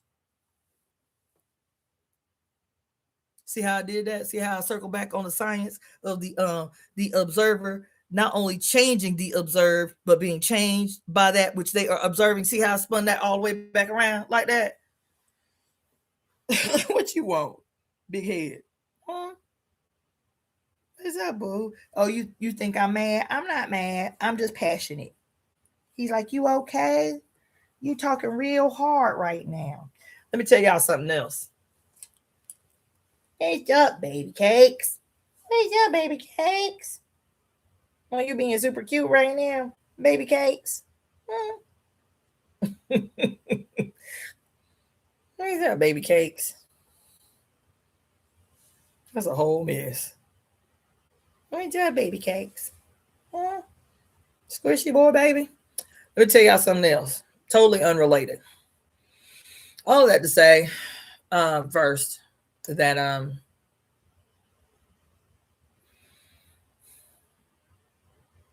I needed to sleep these 4 days, these 3-4 days. What's up, boy? Where's that squishy boy? I needed to sleep because I felt like it was a preparatory phase, that maybe I haven't rested enough in preparation for what is about to happen over the next 16 weeks. And it was a much needed preparatory phase. But the other thing is, I mean what I say. I mean what I say. I mean what I say. I mean what I say. The tables are turning. Trump, I know y'all don't want to hear it, but Trump is doing the work of the mother, baby. He may hate us, because he does. He may not know that his strings is being pulled not by the bourgeoisie, not by the elite, although it may appear to be that on the surface. His strings are being pulled by the mother, because she said the only way for a successful and complete deconstruction of this love affair that you people have with America is for the white boy to do it. See, if the black people do it, then y'all will still go down in history as the enemies to democracy and all of that bullshit. You feel me? No, it's got to be the white boy that successfully deconstructs this monstrous bitch brick by brick. Because when the white boy do it, everybody, just like they are, will be perplexed at what would be the benefit of destroying this wonderful white nationalist, white supremacist creation that we have grown to know and love as America. What would be the benefit, even of a billionaire doing that? Why would he do that? And he went right to work destroying everything you held dear, baby. Everything you held dear. And because he is still a white nationalist, the object of his aggression was still us. That's why the attacks on these very fields that for 3 years I've been telling y'all gonna have to quit these jobs. Y'all gonna have to stop being nurses. I said, why so many nurses is calling me talking about do I need to quit my job? Little did I know it was writing on the wall for what was to come. For him to say, well, certain programs that you Negroes be going into school because y'all can make a lot of money, you feel me? We ain't gonna be considering those occupations as viable occupations for which you can get grants and loan and student loans for. Y'all, we ain't gonna be funding that shit no more. There's too many you educated bitches out here. Y'all bitches be smarter than the doctors. True. And all these years I've been saying you need to quit this damn nursing job. I know you don't want to hear it because the money is nice, but you hate your job anyway. You don't hate your job. You hate what comes with your job. You being black with your job. So quit y'all. Stop going into these. Somebody told me, I want to be like you. I want to go into the field of alternative medicine. No, you don't. No, you don't. No, you don't. No, you don't. I promise you, you don't. I promise you, you don't. Y'all see, I have been actively trying to get up the fuck out of that shit myself. Teaching, fine. Teaching that, cool. Energetic exchange, put my hands on human beings, I don't want to do that shit. Because we have grown too accustomed to black skinned women in particular, most in particularly, to be the fucking caretakers and the pouring intoers and the nurturers of everybody on earth under the auspice. Well, at least you're making good money. Good money within the context of what? Within the context of what?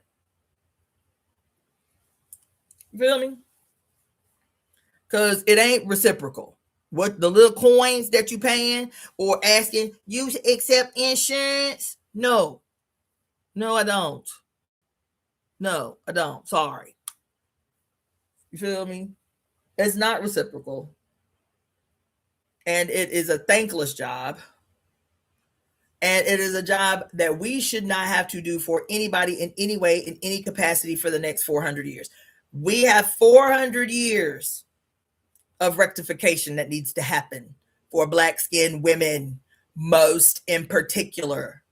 Doesn't mean I don't give a fuck about anybody else's suffering. I'm saying that our brand is most peculiar to us, and the entire goddamn society has a debt to pay. Everybody up in this bitch except Native women. Everybody. Everybody in this bitch, in one way or another, has benefited from the existence of black women that is at the same time everybody see is necessary, and at the same time you hate us the most. So y'all got debts to pay for this imbalance, and those debts can only be paid through what is going to change the whole planet, which is the willful participatory of regular ongoing observation of happiness, joy, pleasure, ecstasy, playfulness. We need to be so taken care of that we are like the new children of the planet. We the new babies of the planet, black women. We the new babies. We ain't the grandmas no more. We ain't the yayas. We ain't the yayas. We ain't the big mom. We ain't none of that bullshit no more. We are the babies of the planet. And y'all all have to come together to figure out how to nurture, care for, support, change our diapers, all of that shit. Everything you have expected us to do and relied on us to do. Now we need for 400 years. And I'm telling you, it won't take that long before the world is radically transformed. But that's what y'all need to do. Offering thanks and praises, making admissions of your complicity and participation in. I'm gonna go ahead and go because it's my child and I don't know what's going on. So I'll talk to y'all later. That's my cue to leave anyway. I'll be back up in here later. Peace. Hey, hold on.